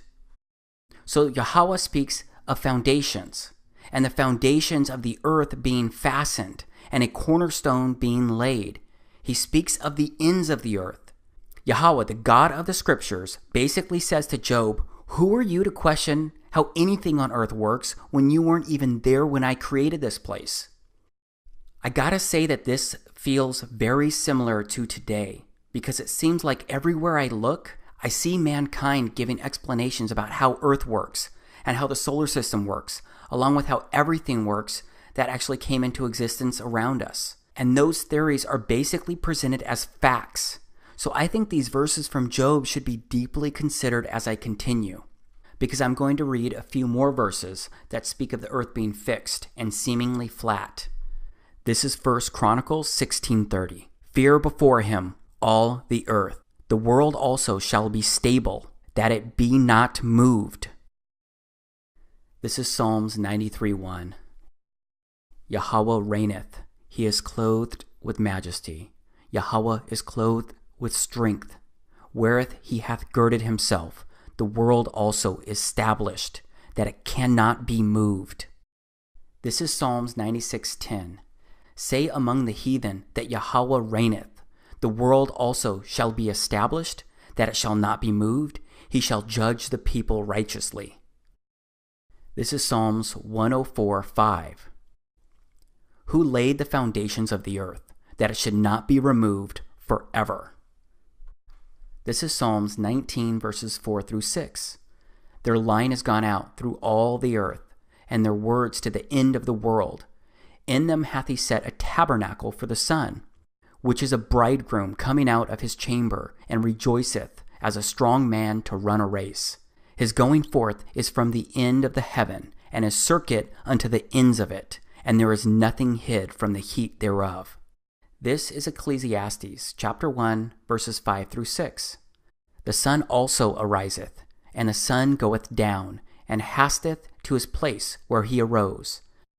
The wind goeth toward the south, and turneth about until the north. It whirleth about continually, and the wind returneth again according to his circuits. This is 1 Samuel chapter 2, verse 8. He raiseth up the poor out of the dust, and lifteth up the beggar from the dunghill, to set them among princes, and to make them inherit the throne of glory. For the pillars of the earth are Yahweh's, and he hath set the world upon them. Okay, this is Proverbs chapter 8, verses 28 and 29. When he established the clouds above, when he strengthened the foundations of the deep, when he gave to the sea his decree, that the waters should not pass his commandment, when he appointed the foundations of the earth. And this is Isaiah chapter 48, verse 13. My hand also hath laid the foundation of the earth, and my right hand hath spanned the heavens. When I call unto them, they stand up together. So it seems like the scriptures keep saying that the earth is established, it has foundations, it is on pillars, and also that it's the sun going up and down on his circuits that he created. But as I keep emphasizing, we're taught that the earth is constantly moving, spinning around, and that the earth is flying through space, and it's orbiting the sun, and that the universe is constantly expanding. But the Bible says the earth does not move from its pillars and foundation. I cannot find it anywhere in the scriptures where it says that the earth is round or spinning or moving. However, there is one specific verse that most people point to when using the scriptures to try and support a ball earth in outer space. It's Job 26:7. He stretcheth out the north over the empty place, and hangeth the earth upon nothing. Okay, so people use that to support that the earth, it's in outer space. But it doesn't speak anything about the earth spinning or moving or anything like that. Everything else in the scriptures say that it is firm, fixed, immovable, it has foundations, it has pillars. So I don't think it's a strong argument here. Plus, if you look at the book of Enoch, you will see scriptures that actually complement this area right here in Job, because Enoch comments about how he was shown beyond and above the heavens, and he comments that there is nothing above or below. So I look at all of this, and I think, if you believe that the scriptures are the holy inspired words of our Creator, then I find it confusing for people to believe that our Creator would have had Job document something that contradicts so many other verses. So based on everything that I can find and research inside the scriptures, an established and immovable earth seems to be biblical truth. Also, my research has shown me that from the very beginning, ultra-Orthodox Christians believed this as well. They seem to have been flat earthers. Because my research shows that the flat earth implications of the Bible were rediscovered and popularized by English-speaking Christians in the mid-19th century. And then their conclusions were dramatically confirmed by the rediscovery of Enoch among the Dead Sea Scrolls, which I'll touch on shortly. But even if the earth was round and spinning through space, does it really make sense for our Creator to leave out and omit this critical information? I don't think He would do that. And it appears, based on everything that I've read inside the scriptures, that He told us what the truth really is here. But we accept the globe earth model, the planets, the stars, the solar system, and outer space in general, because we're taught it as truth from childhood to adulthood. It's reinforced over and over again. But as you can see here, the current popular belief of the earth being a ball flying through space is only about 500 years old. It's relatively new compared to the existence of this earth. But maybe you're thinking that people before this period of time had no idea how Earth worked. Maybe you think that they were clueless because they couldn't explore Earth or outer space like we allegedly do today. Well, I don't believe that people were ignorant about how this Earth worked or how it was created, because I believe they've been told by Yahweh, our Creator. Because there's documentation dating back over 2,000 years. I'm referring to the Dead Sea Scrolls that I mentioned a moment ago. These Dead Sea Scrolls were discovered in 1947 when 11 caves were discovered near the Dead Sea. And these 11 caves ended up containing nearly 1,100 ancient documents, which have been dated to as early as 3rd century BC, before Christ. And these scrolls included fragments from every Old Testament book except for the Book of Esther. One of the most common books was Psalms. And there were also some apocryphal books, including the Book of Enoch. My point is that these scrolls, over 2,000-year-old documents and scriptures, when they're compared to the verses that we find in the Bible today, they're congruent and they speak to the exact same thing. But let's step outside of the scriptures for a moment, because I believe that I need to also review some simple concepts when considering how the earth could be flat and not a spinning ball. So let's once again look at stuff that we can actually observe. And this first thing is pretty straightforward. It has to do with water. Because water, it always finds its level. Yes, water always finds its level. And doesn't water always flow downhill because that water is seeking its level? Do you believe these simple concepts are true? Do you believe that water always finds its level and that water runs downhill? I believe they're true because I observe them happening all the time. So what about the miles and miles of ocean reaching from one continent to another? How does that water not find its level? Okay, this is California on Google Earth. Now let's scroll all the way over to Japan. It's over 5,000 miles of ocean from California to Japan. That's a lot of water that has to have a lot of curve. Okay, so what you're looking at now is a crude mock-up that I created that is going to try and represent the California to Japan scenario with the curved ocean. And let's say you have someone standing on the beach in California. And then you have someone standing all the way over there on the other side of the globe in Japan. Let's zoom in on what the person in California would see. Right? They're looking around, they see nothing but a flat land. And if they were to use their water level, they would see it's flat. Everything's flat. And then if we looked at the other side with the person standing on Japan, on the edge, looking out into the Pacific Ocean, they could also take their water level and they would see that it's level. They would see that it looks nothing but flat when looking out. So you have these two people, and they're looking out. They both think that they're at the top of this ball. So what's really happening throughout this ocean, throughout this body of water? Can you take a water level to everywhere and it's going to be level? Yeah, of course you know that you could. But what if this is not what's really happening? What if this is what's really happening? And the two people standing on both continents are actually just at water level as well. Wouldn't that be easier to comprehend and understand? Because water always finds its level. So how is it not doing that across the ocean? Because even the ocean needs to find its level. I think this concept of water finding its level is a really big deal. I'm going to ask you to please do not discount this.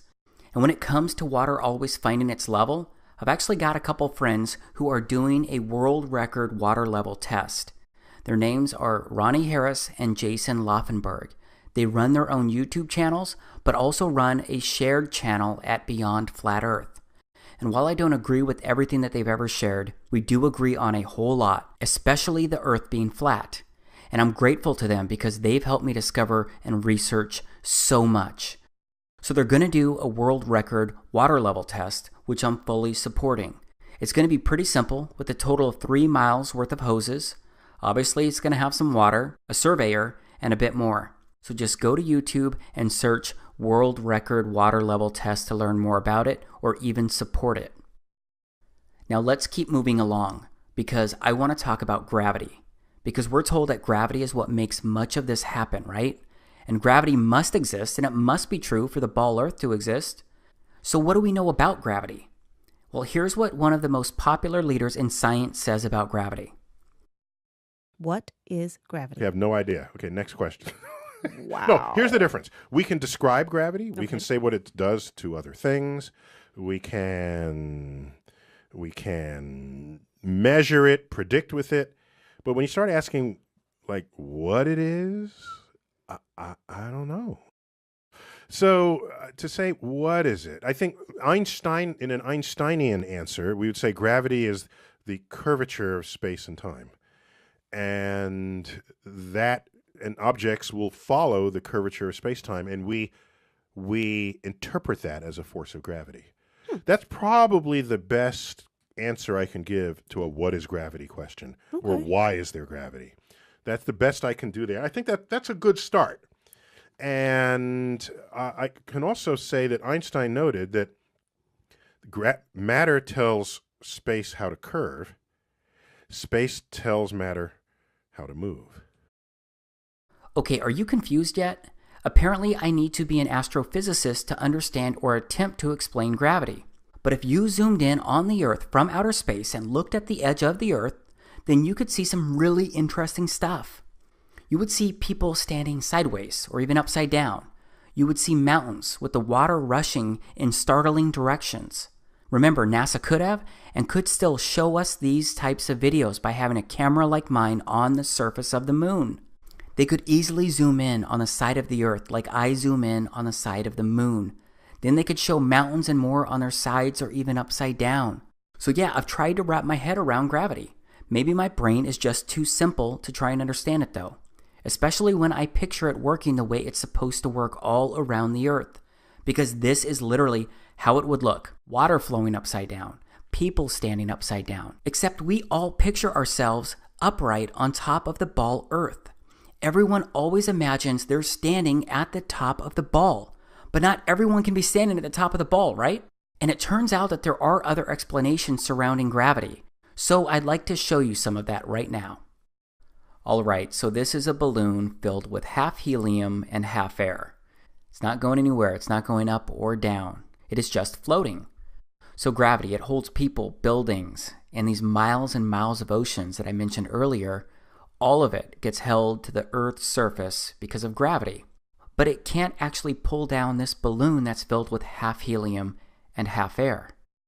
And then what about this balloon that just floats off into the air? But then what about these balloons? They just go straight up as well. Gravity is not pulling on these. So it seems that gravity is not very consistent. These are a few more examples of things being dropped, obviously into water, and how they're reacting. And then this video continues to actually share how the buoyant force is the opposite of density, and that it's density that causes objects to fall, and not gravity pulling these objects down. Here are some more examples. But let's move beyond gravity for a moment, okay? Because I want to go back to the concept of water always finding its level. When I was going over this earlier, I basically said that there's no curvature on Earth. And I bet that that curvature is not something you have actually observed using your own eyes. But it's something that we're supposed to believe exists because we've all been told it's there. But how many people really think about this? So where can you see the curvature of the Earth? You should be able to detect the curvature of the Earth from an aeroplane at a cruising height of around 35,000 feet. But you need a fairly wide field of view, 60 degrees, and a virtually cloud-free horizon. So this is what you would see when rising in altitude.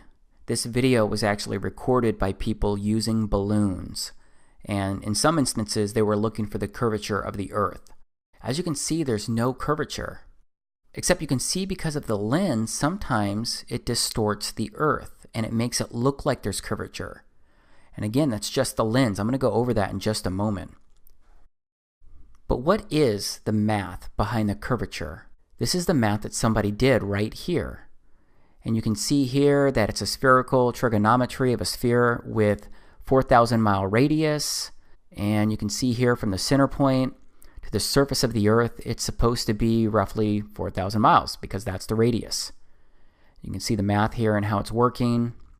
Okay, so you can see at 1 mile, it's not even close to a mile. It's less than a foot drop in the curvature. But then if you skip down to 10 miles, you're looking out 10 miles, based on where you're standing, it's going to be about 66 feet. It's still not a mile. But skip all the way down to 100 miles. It's about 1.25 miles is what the actual drop would be, the curve would be.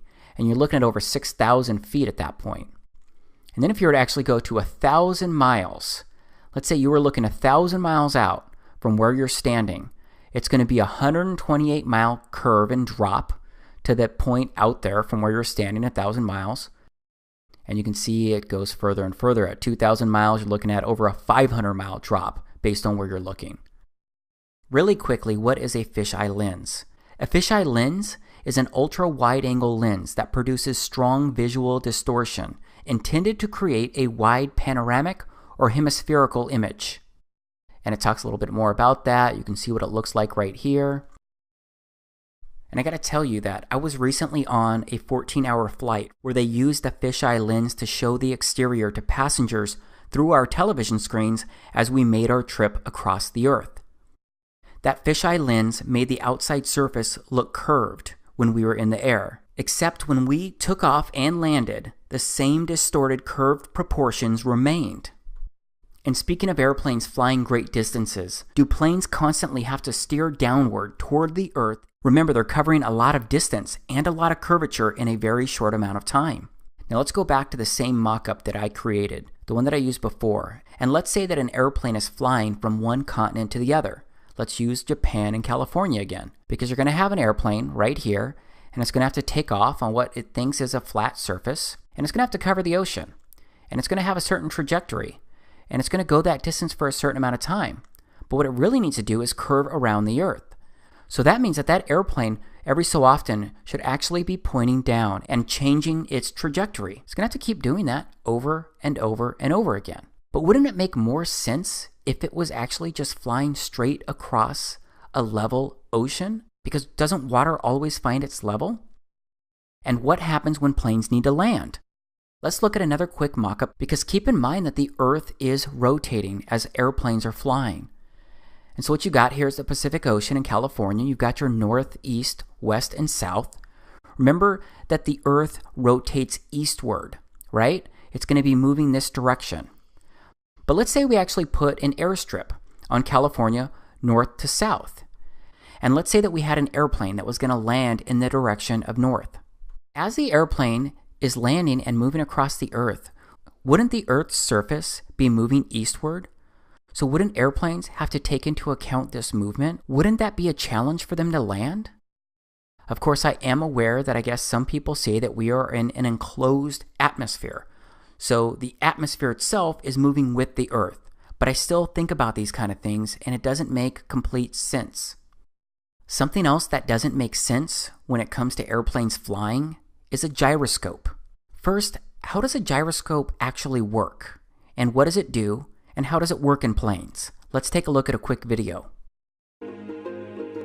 This is a gyroscope. It consists of a metal wheel mounted on an axle. The wheel and axle spin freely, secured in a metal frame. This simple device can behave in the most unexpected ways. The components of this simple mechanism are obvious, and it doesn't seem to have any special capabilities. Try to stand it on end and it falls over. Try to suspend it like this and it drops. Apparently it can't defy gravity. But spin the wheel and all that changes. A string provides a simple method to spin the wheel. The first thing I notice about the spinning gyroscope is that it resists attempts to change its position. A resistive force appears when I attempt to tilt or rotate the gyro. Now when I stand it on the tabletop, it stays vertical. The spinning wheel is creating a force that holds the gyroscope upright. When the wheel stops, the force disappears and the gyroscope falls. Incredibly, this force will support the gyroscope like this. It appears to be levitating. A spinning gyroscope will balance on a string. You can even lift the gyroscope with a string looped around one end.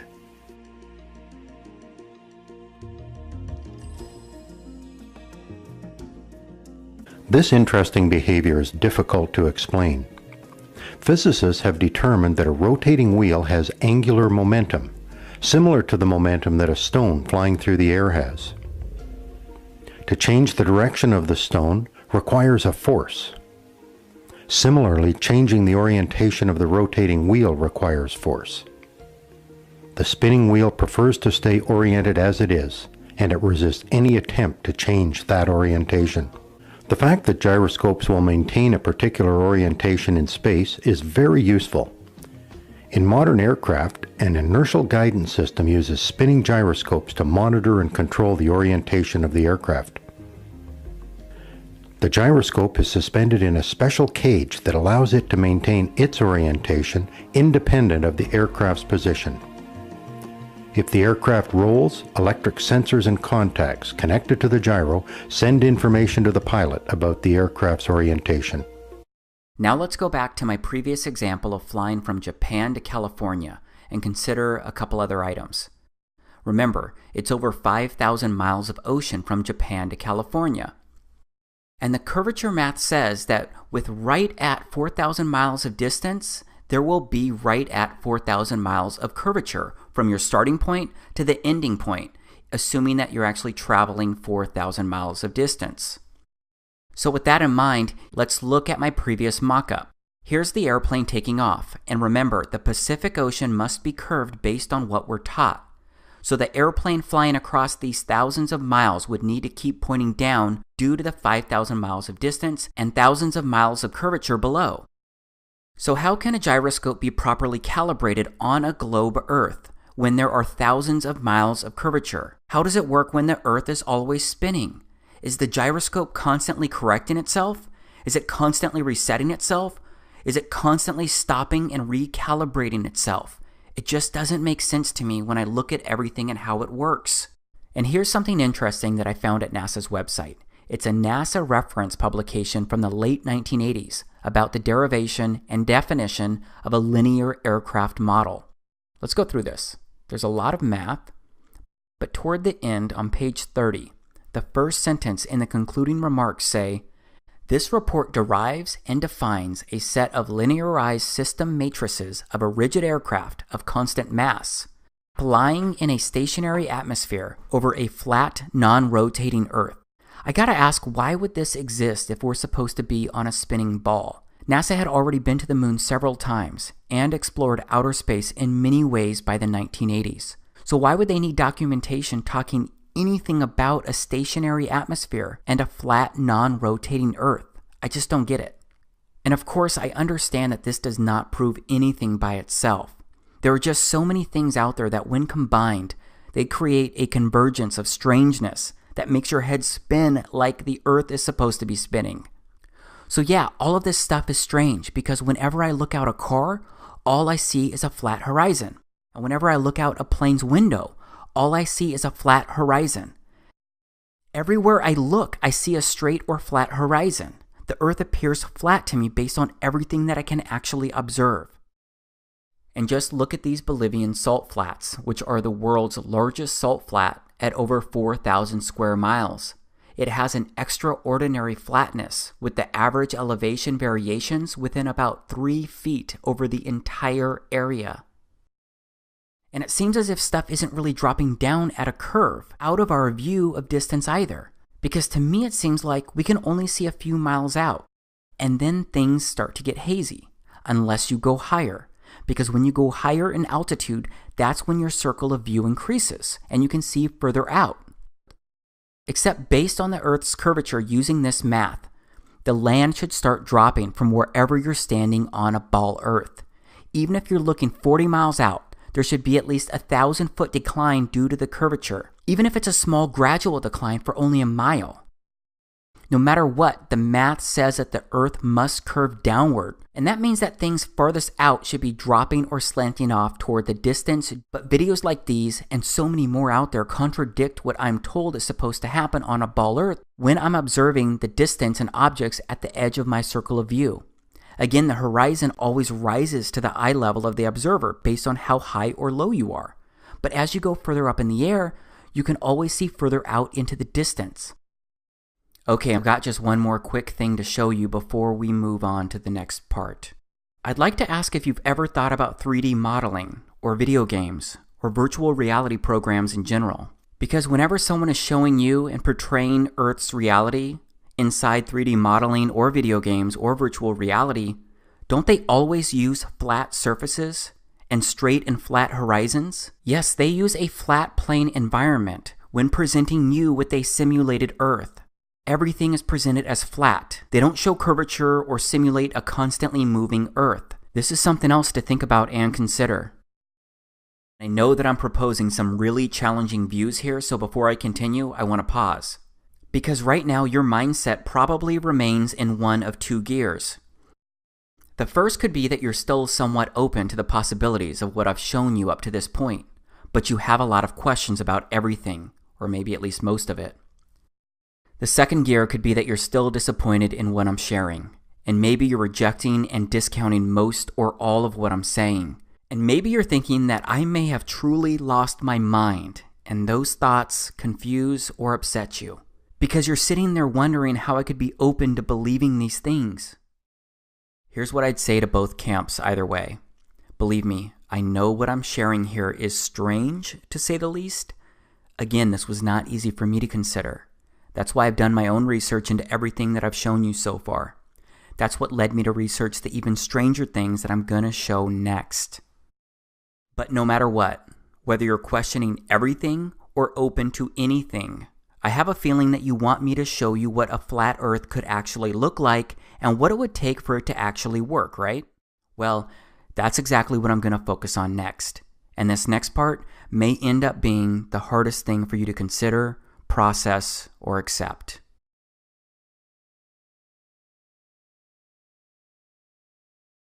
So at this point, you know the challenges that I see in this model of the Earth, the Moon, the Sun, and the solar system. And based on what people can actually observe, and based on my faith in the scriptures, I don't believe that we're flying through space, or that we're just a speck of dust in an ever-expanding universe. And I've offered examples and reasons why I believe so much of what we've been taught just doesn't seem to make complete sense. Except I've challenged you to consider that the Earth could be flat. And because of that, I've promised to show you how a flat Earth could actually work and what it could look like. And I'm going to do that here inside this part. But in order to show you that viewpoint, I need to reveal something else regarding this unique place that we all live. Because this something else is a foundational element for a flat Earth to be possible. And that means that things are going to stay strange. Because I'm going to tell you something that you may find even more out there than a fake moon landing. This may be interpreted as more out there than the Earth being flat. Because here's where I tell you that based on everything I've researched and everything I've discovered so far, and everything that I've been able to observe up until this point, it appears that we are living in a simulation. How do you think will virtual reality tie in the future of transportation, which you are working on? Thank you. Well, maybe we're in a simulation right now. Yeah. Yeah.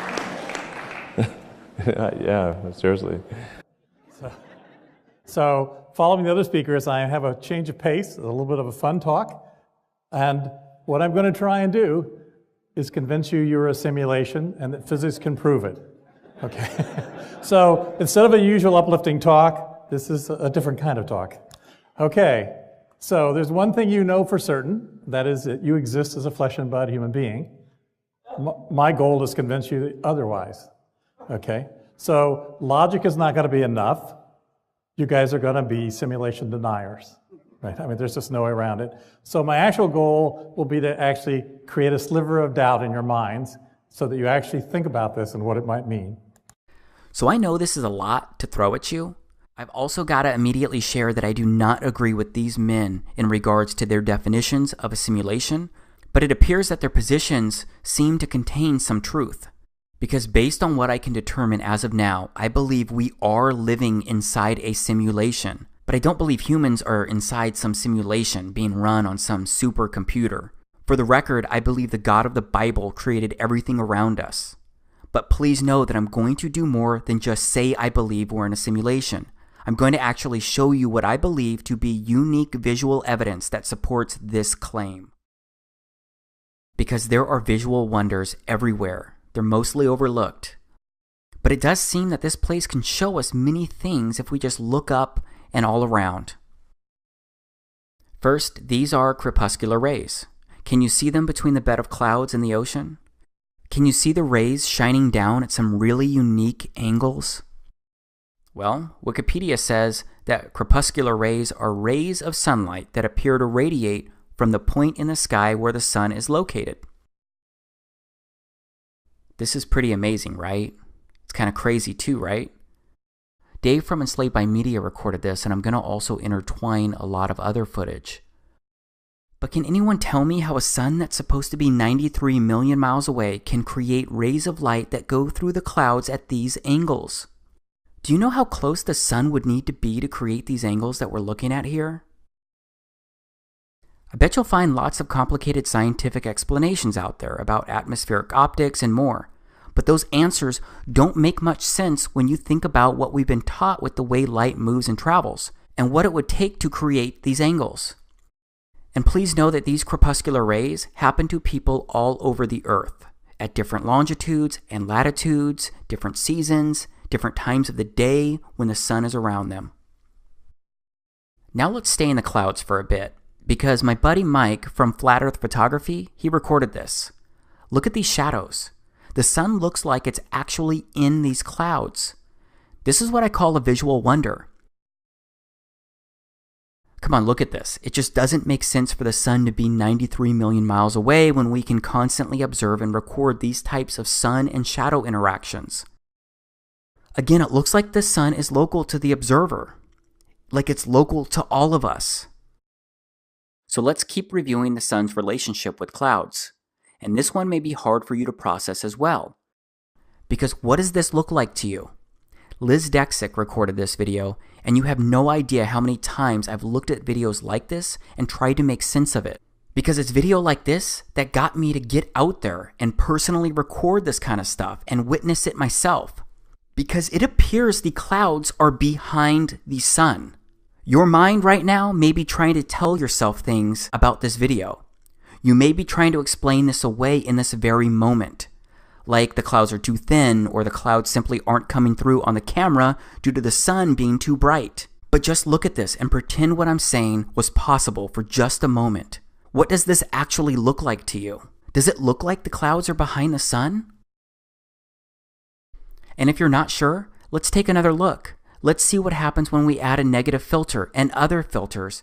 Do you see the cloud layers? Do you see the depth of the clouds and how the camera processed the sun as in between the clouds, with some in front and some behind in the back? And there are so many videos out there showing this phenomenon. So many people have recorded this from all over the earth. There's more evidence out there if you want to find it. Now I'd like to show you more strangeness that indicates we're living in a simulation. These are the shadows of trees during a solar eclipse. How are these kinds of shadows possible? Would you call these normal? Can you tell me how these shadows work? Again, maybe you'll find some scientific explanation for this out there. But I challenge someone to recreate these types of shadows through trees when an eclipse is not happening.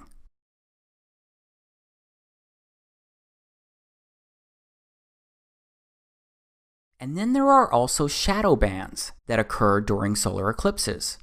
These are also strange and also interesting. and they've been captured all over the Earth during solar eclipses as well. Straight up, it certainly seems that solar eclipses are special, unique events. But how does a solar eclipse really work? Because we all know that the sun and moon are always moving across the sky, right? So just stop for a moment and think about how the sun and the moon need to basically stand still and stop in unison for a solar eclipse to work. Or they need to be moving at the exact same speed for quite some time, because some total solar eclipses have lasted up to 6 and 7 minutes. And with that in mind, I've recorded hours upon hours of the moon, the sun, and the stars, and they all travel across the frame of my camera really quickly. Either way, being in the path of totality is a special event in itself. Here's what I actually witnessed during the Great American Eclipse in August of 2017. I personally recorded this video in the state of Oregon. No filter, nothing but my Nikon P900. Holy moly, look at that.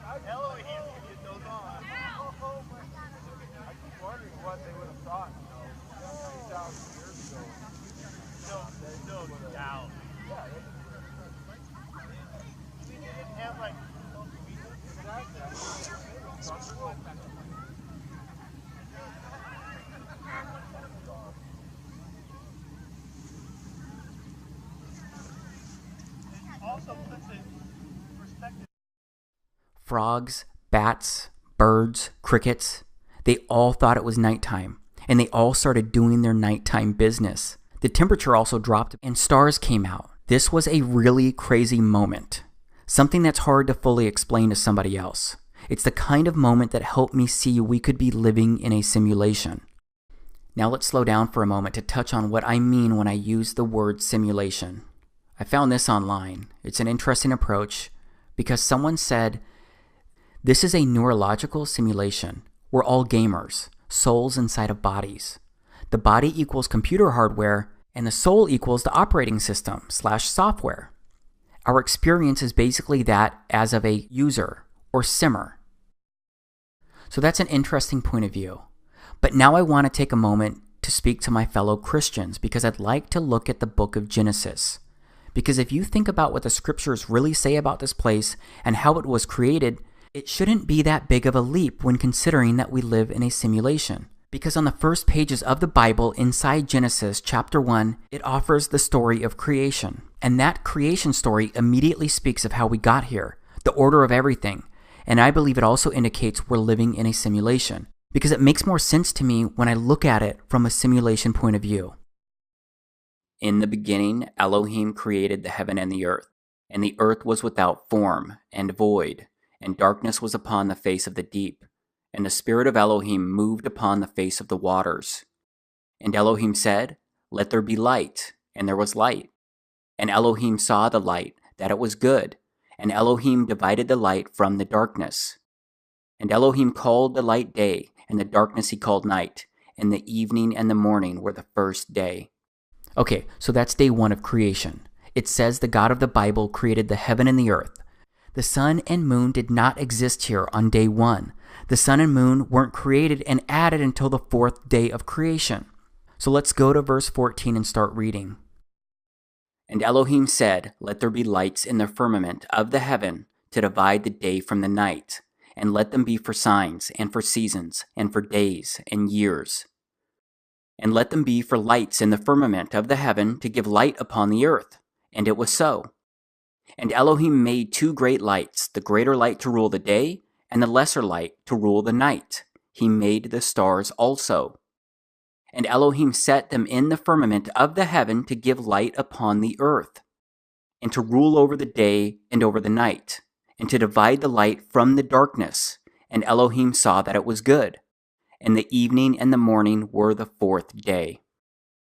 Okay, so that's day 4 of the creation story inside Genesis. If you're a Christian and believe the scriptures and believe his word is the truth, then I'm going to ask you to please consider that this clearly states that light and darkness, day and night, evening and morning, were created and existed before the 2 great lights, the sun and the moon. I believe these words are truth. Yes, there are parables and parabolic language inside the scriptures, but based on everything that I know, Genesis chapter 1, this portion is not intended as a parable. It is the Creator's story of the order in which he put everything here inside this place we live and exist. And think about what else was said here inside Genesis. It said that the sun and the moon were both great lights. The greater light is the sun, and the lesser light is the moon. That means the sun's light is not reflecting off the moon. That means the moon is its own standalone light source. The moon is just the lesser light. Yeah, I know these sound like bizarre claims that I'm making, especially when compared to what you and I have been taught and what's widely accepted. But I wouldn't be suggesting these alternative strange truths if I didn't think there was real merit in them. Now let's consider something else. Because if you're open to this created place not being a spinning ball, and you can come to grips with the possibility that the earth could be a flat plane, then all you have to do is look up to reach the possibility that you're living inside a simulation. Because when you look up, you will see that the sun on any given day during and near solar noon is always above you personally. But no matter what, the sun is always within your circle of sight during daytime. But it's like that for everyone on Earth. So that means the sun doesn't seem to be a physical object hanging up there. I think it's something else. And I think that something else that I could actually wrap my head around is that the sun is local. So let's be really clear here. I'm saying the sun and the moon are traveling on the Creator's circuit, and the sun and moon are being personally rendered to you, the observer. Because you are the center of your simulation. You are the avatar seeing your sun and moon. The sun and moon seem to be objects being rendered to each person inside the simulation which we all share and live in. I believe this is why we can all see crepuscular rays. I believe this is why we can all see the sun appearing inside of clouds. I believe this is why we can all see clouds behind the sun. And I believe that this is why we can also see clouds behind the moon. So as of now, I certainly do not think that the sun or the moon are round balls floating in space. And that's why I don't believe the moon is a physical object that we can actually reach by aircraft either. And when it comes to the stars, it seems the stars have been mapped across the entire sky of the Earth, and they cover all of the land that we can travel across inside this simulation, from the North Pole star to the South Pole star. And that's what I'm going to review next, the land that we live on, Earth, because it is finally time for me to show you a visual representation of how a flat Earth, the sun, the moon, the stars, and everything could actually look, at least based on everything I've researched so far. And do you remember when I shared earlier how there are many half-truths out there? Well, I need you to recognize that when you research the term flat Earth, you'll find a lot of explanations, and the truth often ends up being buried among disinformation.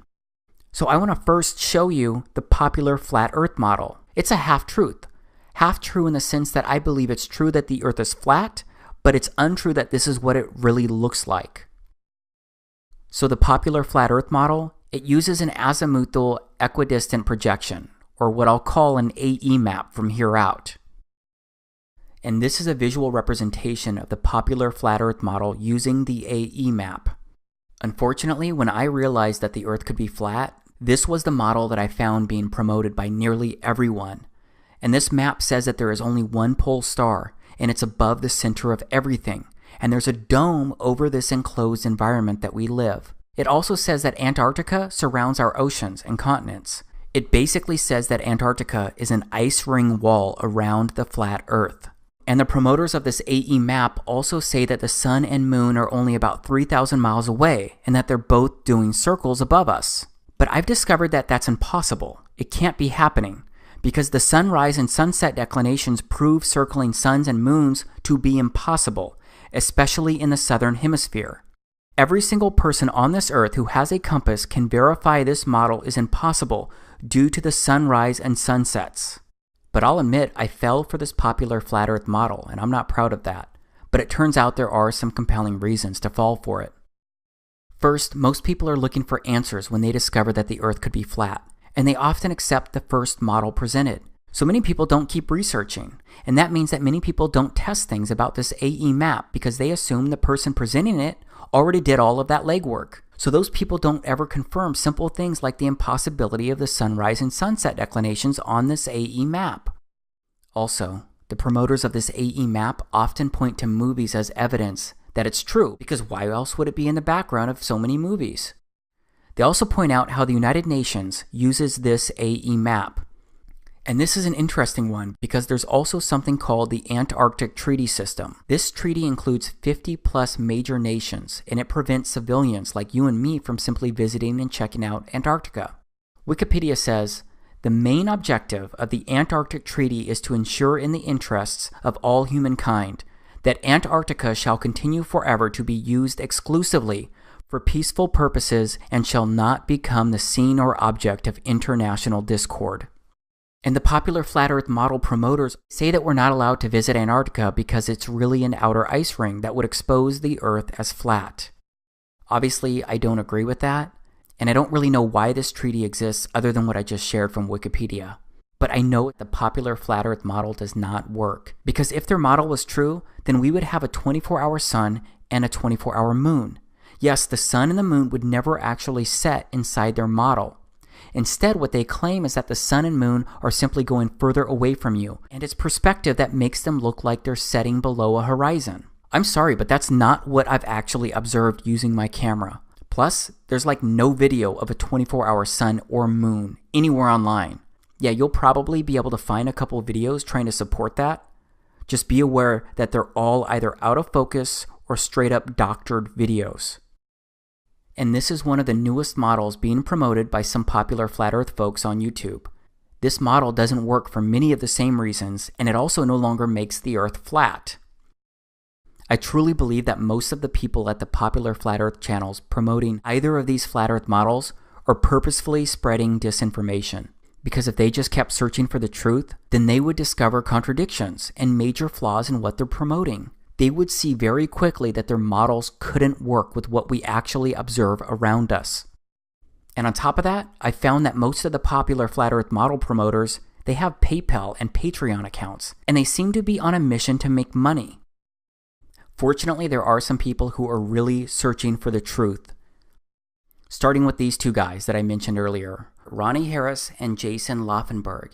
They're not asking for any money, and they're willing to be proven wrong. They want to be proven wrong if that's the case. And just like me, they just want to know the truth and share it with people. And these guys have studied countless maps, searching for an accurate map that could represent a flat Earth. They actually got a tip from something that Neil deGrasse Tyson said, something I already showed you earlier. So Earth, throughout its life, even when it formed, it was spinning, and it got a little wider at the equator than it does at the poles. So it's not actually a sphere, it's oblate, and officially it's an oblate spheroid. That's what we call it. But not only that, it's slightly wider below the equator than above the equator. A little chubbier. A little chubbier. Yeah. Chubby's a good way. It's like pear-shaped. Yeah. So they thought maybe the flat Earth could be oblate in some way. That's when they discovered the oblique Mercator projection. And cartographers seem to agree that it is the most accurate flat representation of Earth. But first, what's cartography all about? Okay, so we're here at the Canadian Cartographic Association, and it says that the International Cartographic Association defines cartography as the discipline dealing with the conception, production, dissemination, and study of maps. Cartography is also about representation, the map. This means that cartography is the whole process of mapping. Cartography is a complex and ever-changing field, but at the center of it is the map-making process. Viewed in the broadest sense, this process includes everything from the gathering, evaluation, and processing of source data, through the intellectual and graphical design of the map, to the drawing and reproduction of the final document. Once seen as the products of a relatively straightforward practical exercise, maps are now viewed as complex intellectual images offering a rich potential for scientific investigation. Cartography today has two essential characteristics. First of all, it is important. Maps perform a fundamental and indispensable role as one of the underpinnings of civilization. Few activities relating to the Earth's surface, whether land use planning, property ownership, weather forecasting, road construction, locational analysis, emergency response, forest management, mineral prospecting, navigation, the list is endless, would be practical without maps. Okay, now let's go to World Maps Online. You'll see this is a world satellite image map. It's the oblique Mercator projection that I just mentioned. And it says, this stunningly detailed satellite image map of the world detailed land cover data depicted in an oblique Mercator projection. The parameters of this map projection have been carefully chosen so that the inevitable distortion that occurs is relegated to the oceans and to the least populated and least recognizable land masses. And it goes on to say the result is a unique, visually interesting flat map of the world that exhibits nearly no distortion in the most familiar areas, even at the poles. Let's read that one more time. The result is a unique, visually interesting flat map of the world that exhibits nearly no distortion in the most familiar areas, even at the poles. And now I'm going to play some video where Jason and Ronnie, they walk through a flat Earth map and how it could actually work. When you look at this map, what looks different to me is Alaska and this part of Russia up here. Yeah, Russia too is crazy big over Yeah, there. this island over here just seems, whoa, crazy. Yeah, it's huge. And yeah, this string of islands. So we are told by this map manufacturer that what they've done with this map is everything they can to make the land masses the absolute most accurate size and all these things wise, and that if there's distortions that they've pushed that out to the water. Just a quick thing about maps. If you were on a globe, if you lived on a sphere, it is true that there would be no flat two-dimensional map that would be accurate of the world. But if you're not on a globe and you're actually on a flat plane, that means that there is a flat map that is the true accurate map of the world. And so That's what I was looking for. But the criteria that I was looking for was a flat two-dimensional map that when you wrapped it onto a sphere, like in a 3D modeling program, like Blender, like we've been using, that it would look like it was a globe. Because when you look at the angles of the sunrise and the sunset in the northern hemisphere and the southern hemisphere, when you study those and you realize what's going on, it appears by looking at those angles that we would be on a globe, strictly by looking at the angles. Yeah. Even though that we don't see curvature anywhere. Okay. So I was looking for a different kind of map, a flat map, but one that when it wraps up on a globe appears like it's a sphere. And that's what this map is.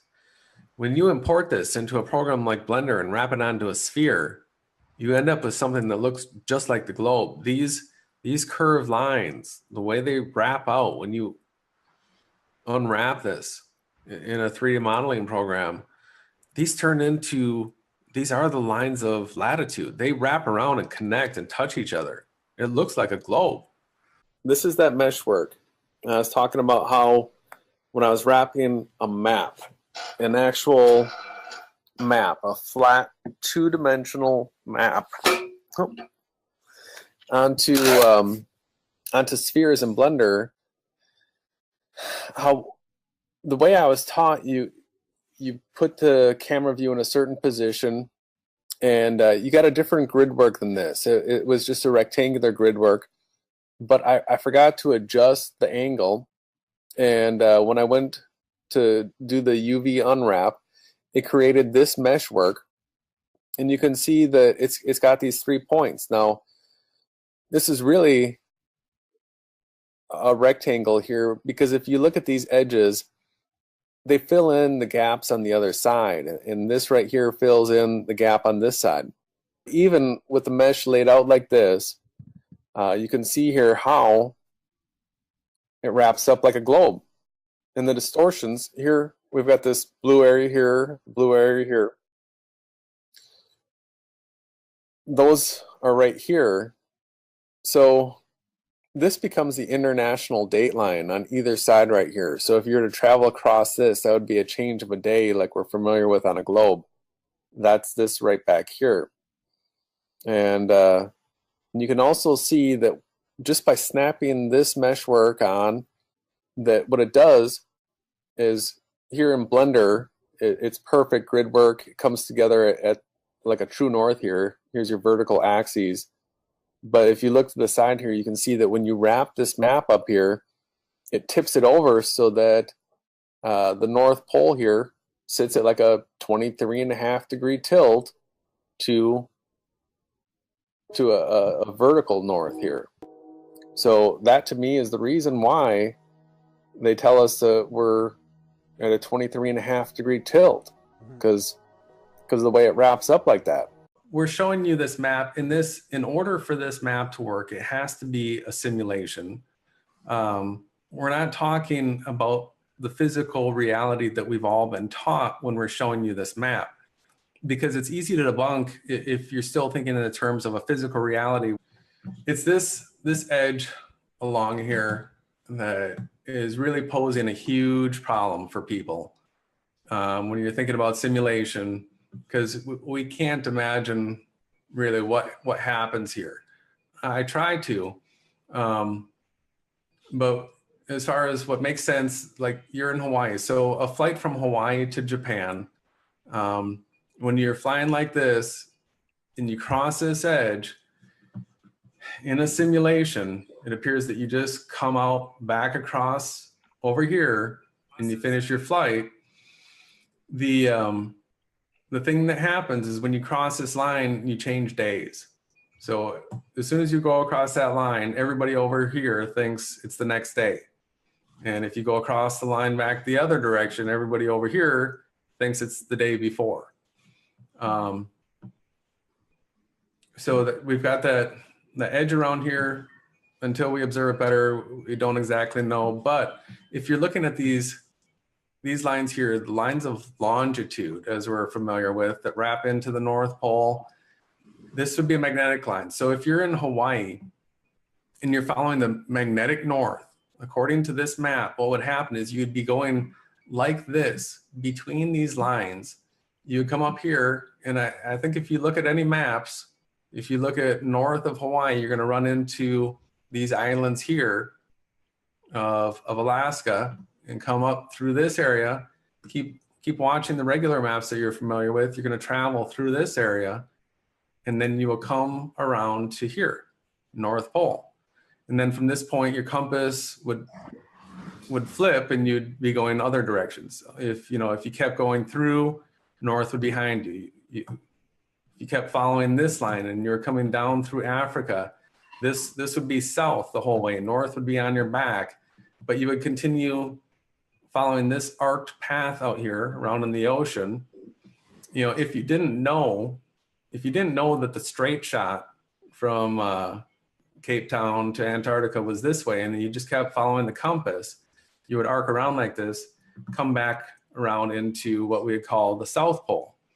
Now, one of the things that Jaron was showing people as trying to get people all confused about the magnetics and magnetic declination is he was showing on how a map of Antarctica, how you can move from one place to another in Antarctica, and all of a sudden your compass would be 180 degrees the other direction.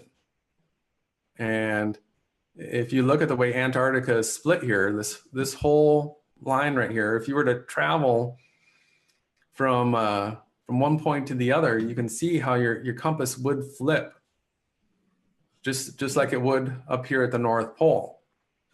And he was showing along this edge how radically different the magnetic declination angles are.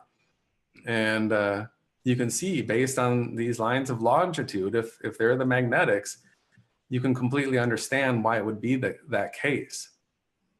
So, a person in this area right here, for their compass to point north,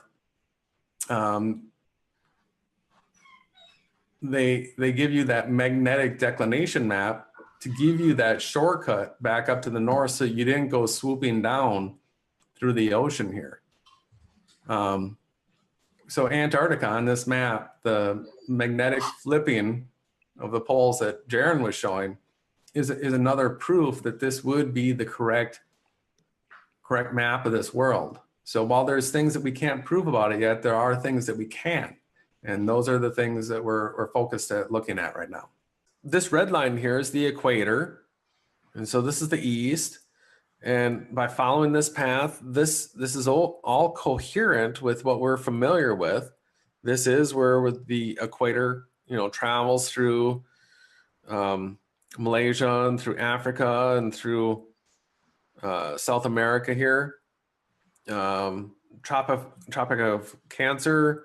So that lines up, coming across here just below the Baja Peninsula through central Mexico, North Pole right here. So here's the interesting thing on this map, because these lines right here wrapping around like this up to the north, if this is the magnetics, when you're in Hawaii and your compass points north and you were to just follow it north, what I'm speculating and would assume to be true and would like to have proven false if possible is that traveling north from Hawaii, if you follow my cursor here, you would actually make this sweeping motion if you just continually follow north until you got here.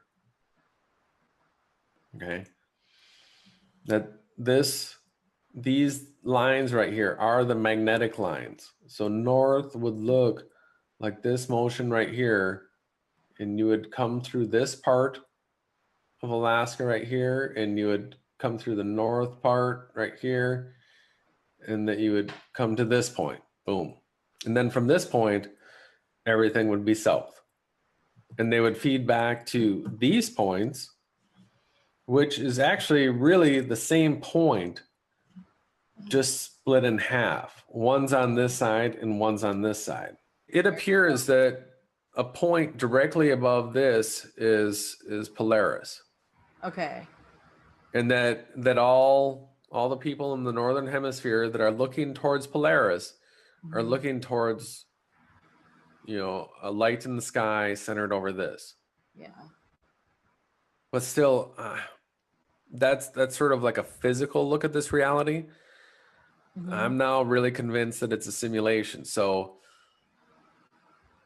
sometimes you get caught talking in like physical reality terms, like, because what we're seeing with the sunrise and the sunset is so close, like 3 to 4 miles. This is a simulation. So sometimes it's boggling. Yeah, it is boggling. This is the international date line right here, this edge. So what happens when you cross the international date line? You change your clock ahead a day or back a day, depending on which way you're going, right? So you cross that line, and then you just keep on trucking, and then you end up there. So it's the day separator in the simulation. And everywhere on this map, the sun rises and sets due east to due west. And Jason Awake Souls has done an amazing job out there recording this with his compass, and just stellar work. So I guess what we'd like to show now is, so the stars, if this, we're looking from the north here, I think, can you see? So basically from the north, it takes a second for them to kick in here. Yeah, I can see him moving. So yeah, there we go. Looking south from the north, the stars spin clockwise from anywhere on the map, right? Now when we're looking north from the south, which way do you think the stars are going to go, Jay? Counterclockwise. Counterclockwise. Okay. So it doesn't matter where you are, right? I think everyone can see this is south, this is north, right? East and west. I just want to make it really clear. And there's a celestial axis that goes through here, and an equator that goes through here, making a cross. So there's 4 sections to this flat realm. There's 4 corners. It's all biblical.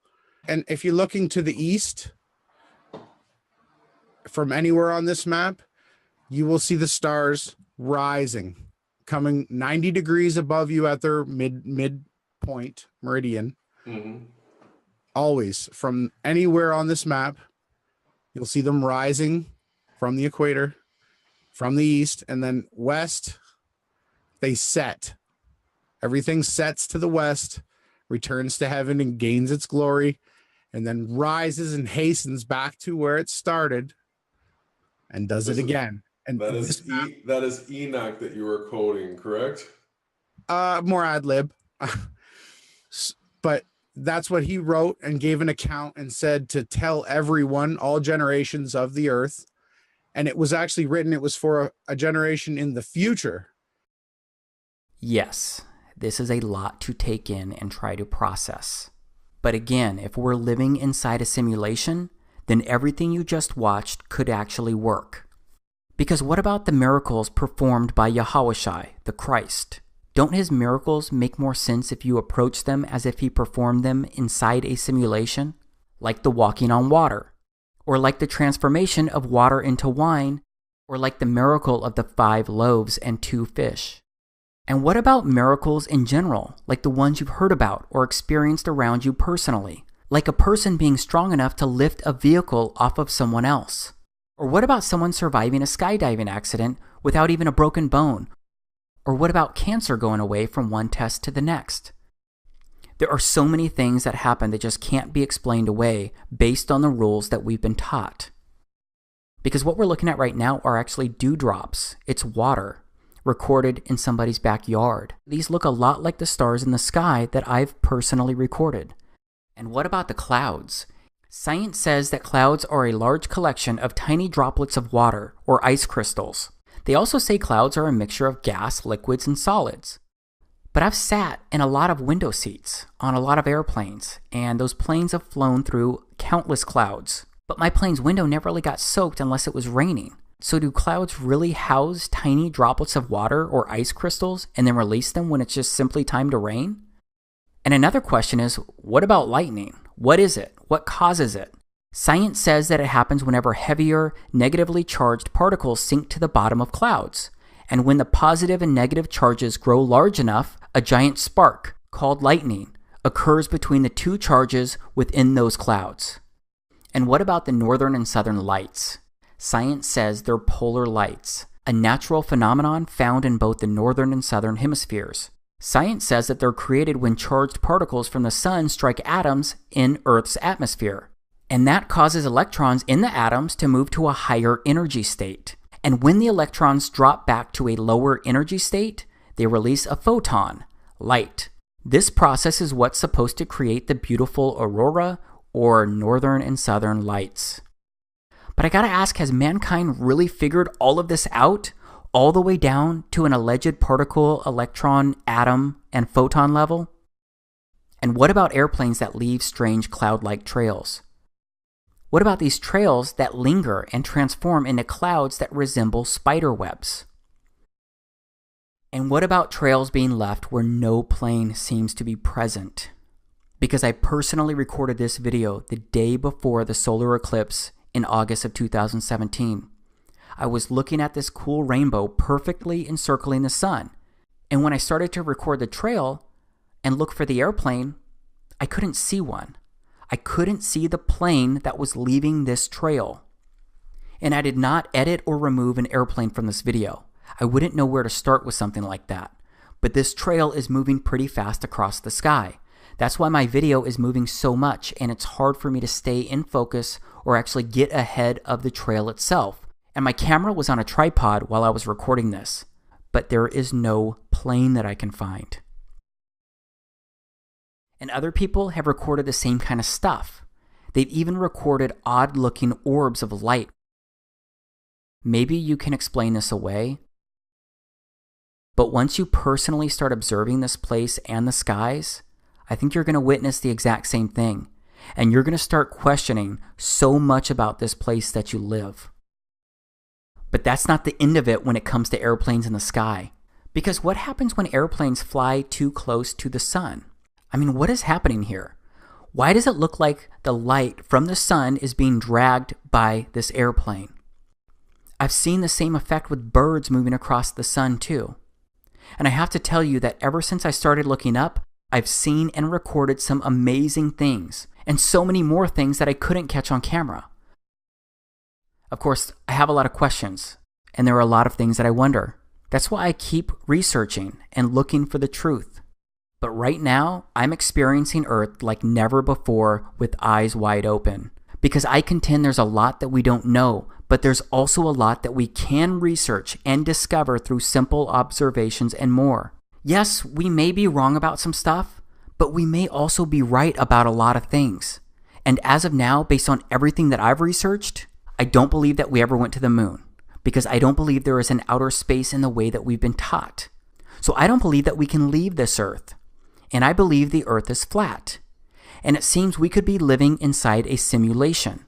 So I believe we're living during extremely interesting times. And in these times, I believe strange truths can be researched, discovered, and revealed like never before.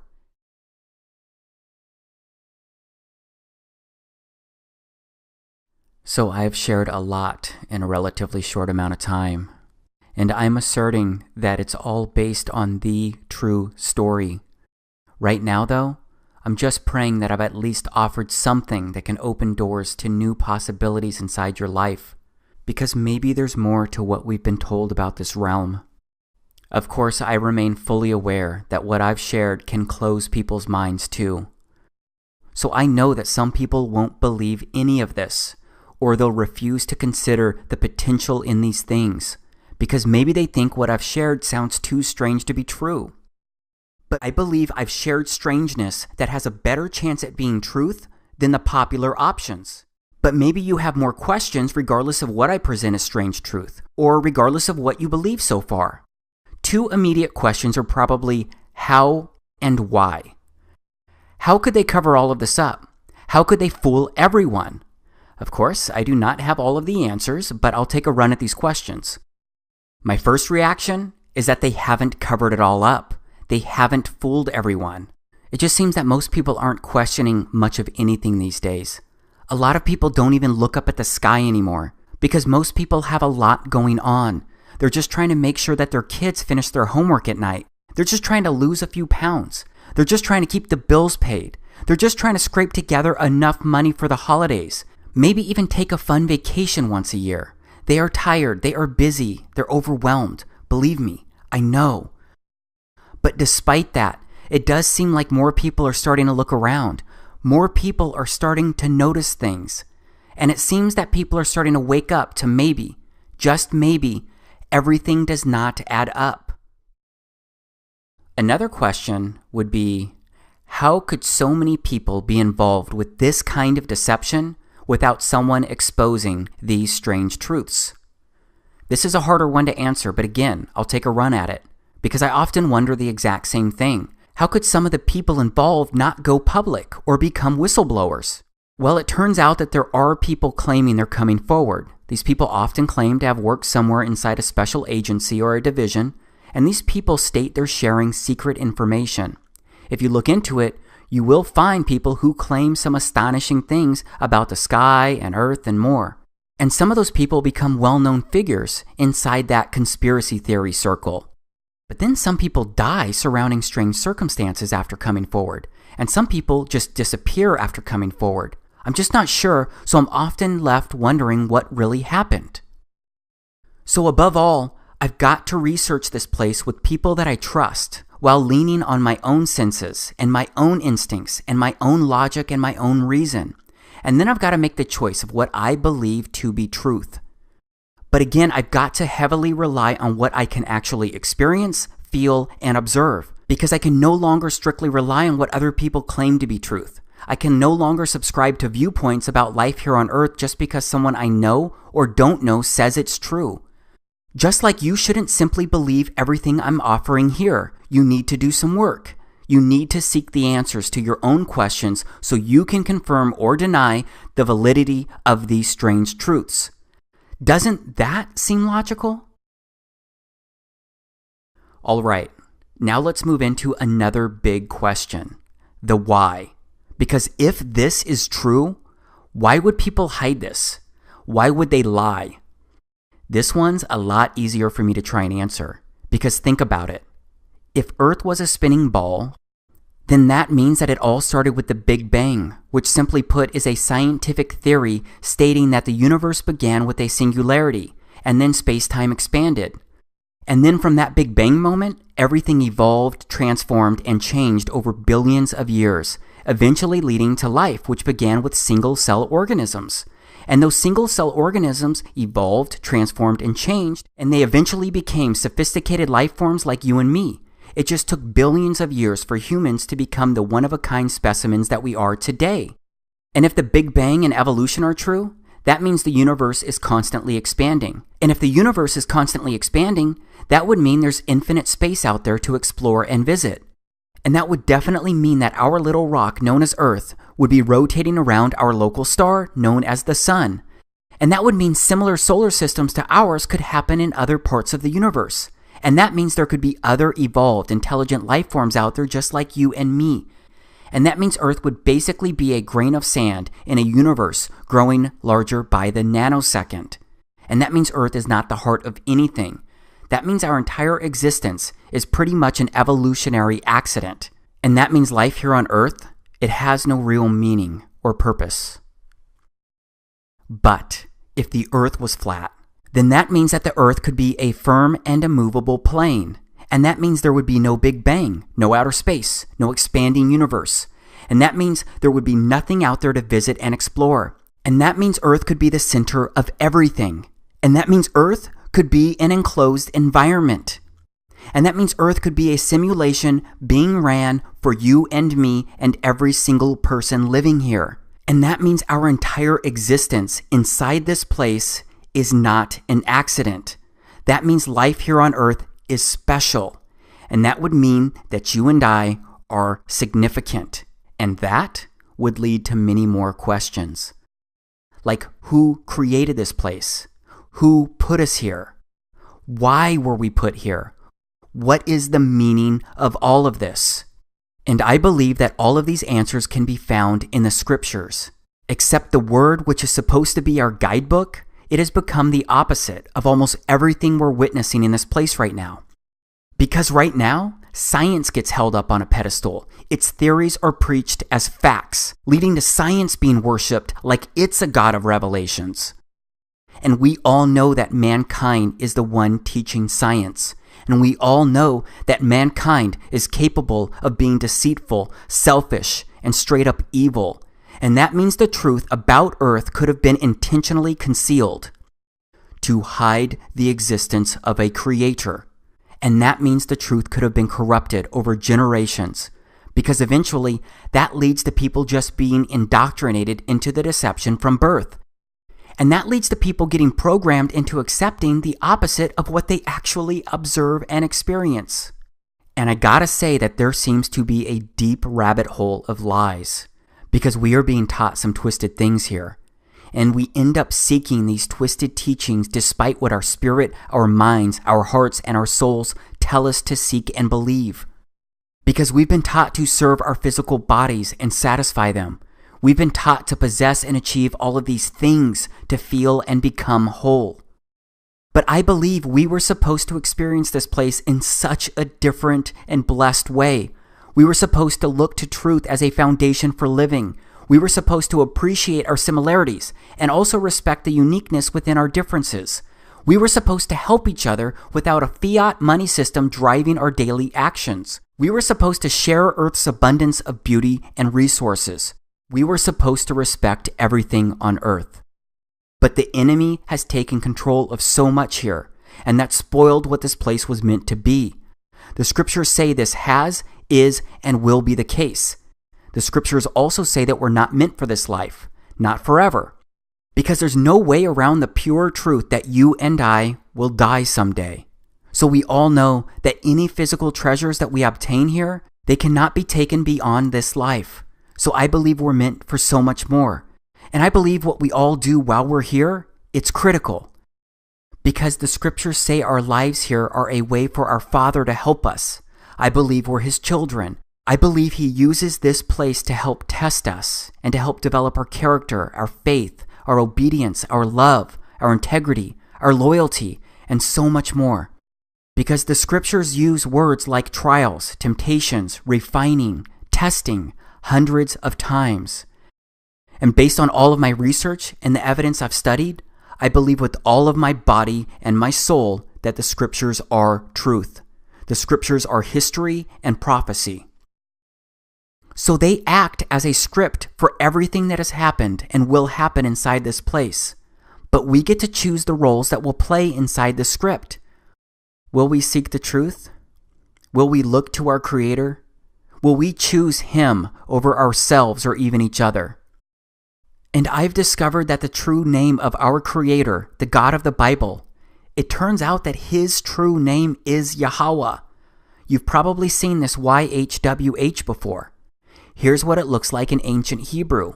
But this YHWH, it's pronounced as Yahweh, because it turns out that the language was so simple back then that it vocalized each consonant with an ah sound without specifically marking that sound between consonants.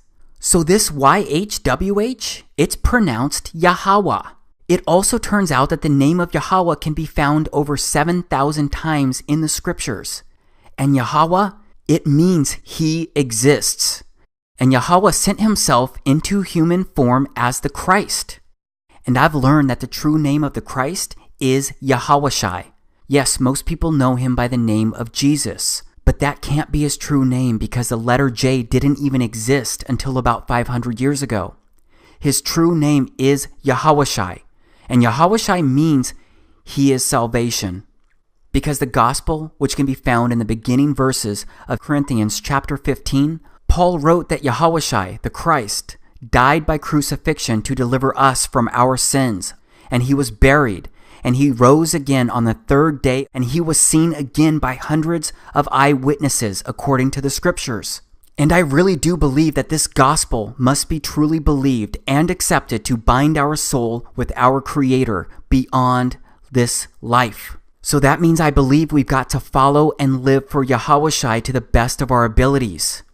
Still, I believe other choices are significant because all of this is really being experienced by you and me. I agree with many of my brothers and sisters who believe that all of this is being recorded. All of our actions, all of our thoughts, everything. I believe it's all being documented by our Creator. Because I believe our Creator is watching us, and I believe He encoded us with basic truths, like knowing the difference between right and wrong. Because I believe we've been given a moral compass that tells us when we make good or bad choices that affect ourselves or others. Except the original coding inside mankind seems to have been corrupted through generations of wicked choices where people continually turned away from our Father and lived for themselves. So that means there's a lot of evil in this place right now. And the scriptures say that our Creator has worked to purify this place before to start over. And the scriptures say He's going to remove the corruption once again. But the next time, it seems to be the last time before He makes things right forever. So I keep asking myself if He's going to do something about this place sooner than later. Because mankind has helped the enemy decay too much of this place. And there's so much that I can't wrap my head around. Because again, it seems so many things happen every single day all over the earth that contradict, defy, and disgrace what the scriptures say we're supposed to be doing here. Because it seems people have become desensitized to the climbing death tolls. And it seems that everyone's being told to suddenly forget what it took for us to still be here. And it seems that people who can't help themselves are lost for the most part. And it seems that people are being ordered to accept things that they can't comprehend. And it seems that people of faith have been divided into sectors of Christianity to separate us from our common salvation. And it seems that people are okay with an elite group growing richer every day on the backs of debt slaves. And it seems that people have accepted things being spread and consumed without the true intentions of curing or healing. And it seems that people are just crying out for help because of how monstrous humans are treating each other. It just seems that so many things are backwards from what they are supposed to be. So yeah, when I look around, I wonder if Yahweh is going to do something about all of this. I wonder if the time is coming for Him to fix His creation once and for all. I wonder if He's already trying to warn us. I wonder if He's trying to wake us up. Because there are a lot of strange events impacting the earth. People continue to be affected, displaced, and hurt surrounding these events. There are just so many strange things happening in so many places. So this broken world leads many Christians to believe that these are the last days. And many Christians believe the pre-tribulation rapture of the church could occur within our lifetime. Of course, many generations have believed this. I don't know if the church could be raptured in weeks, years, or decades, but I do believe it's possible in my lifetime. I pray it happens. But many Christians refuse to consider this possibility, except many people 2,000 years ago didn't believe they were living at the time of the Christ, or that it was possible for the Christ to be walking the earth during their lifetime. And many Christians living today don't understand how those people from 2,000 years ago could have been so blind. I find that interesting because so many of those same Christians living today, they don't seem to be very open to the church being raptured in their lifetime. And they don't seem to think it's possible that Yahawashi could return to once again reign during their generation. But put aside the talk of last days. The truth is that any day could be our last day due to any unexpected event or accident. Yes, that sounds cliche, but it's truth. And that's why I believe we must embrace our common salvation. And I believe Yahweh's begging all of us to look to Him. He wants to say that He knew us before meeting face to face at the time of our death. So straight up, I really want to help serve Him. Because I believe every strange truth that I've shared here can serve as a gateway for people to come to the truth about a Creator. And I believe that path leads to the truth about Yahushai, our Savior. That is why I'm touching on this again right now. Just in case you weren't aware, historical scholars, Christian and non-Christian, generally agree that Yahushai lived at the time the scriptures say he lived. And those scholars also agree he was crucified and buried. What they don't agree on is whether he truly rose from the dead and if the eyewitness testimony can be trusted and if he was really the son of the Creator. But there is general agreement that he lived, he was crucified, and he was buried.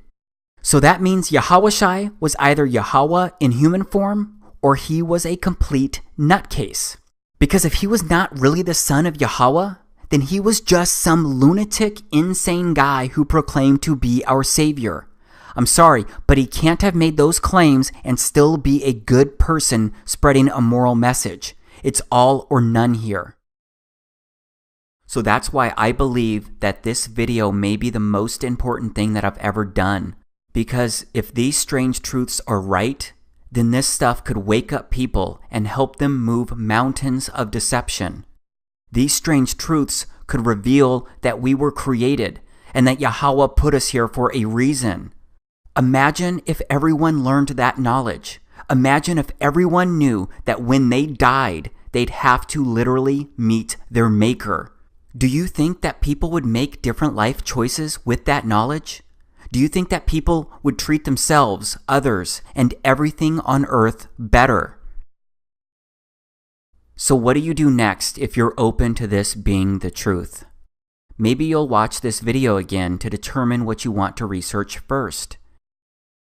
Maybe you'll observe the celestial bodies. Maybe you'll test for curvature across the earth. Maybe you'll record and look for clouds behind the sun. Maybe you'll open a Bible and read it for the first time, or maybe the first time in a long time. Maybe you'll call upon the name of Yahushai to be saved right now. And then maybe you'll ask him to lead you to the next step. No matter what, I challenge you to observe your surroundings. Look up, look around, challenge what you've been taught. Research what doesn't make sense, because I think you'll be surprised at what you find. But maybe you'll have a different take on what I've shared here. Maybe we could talk about those differences. Maybe we could talk about the other strange things that didn't make it into this video.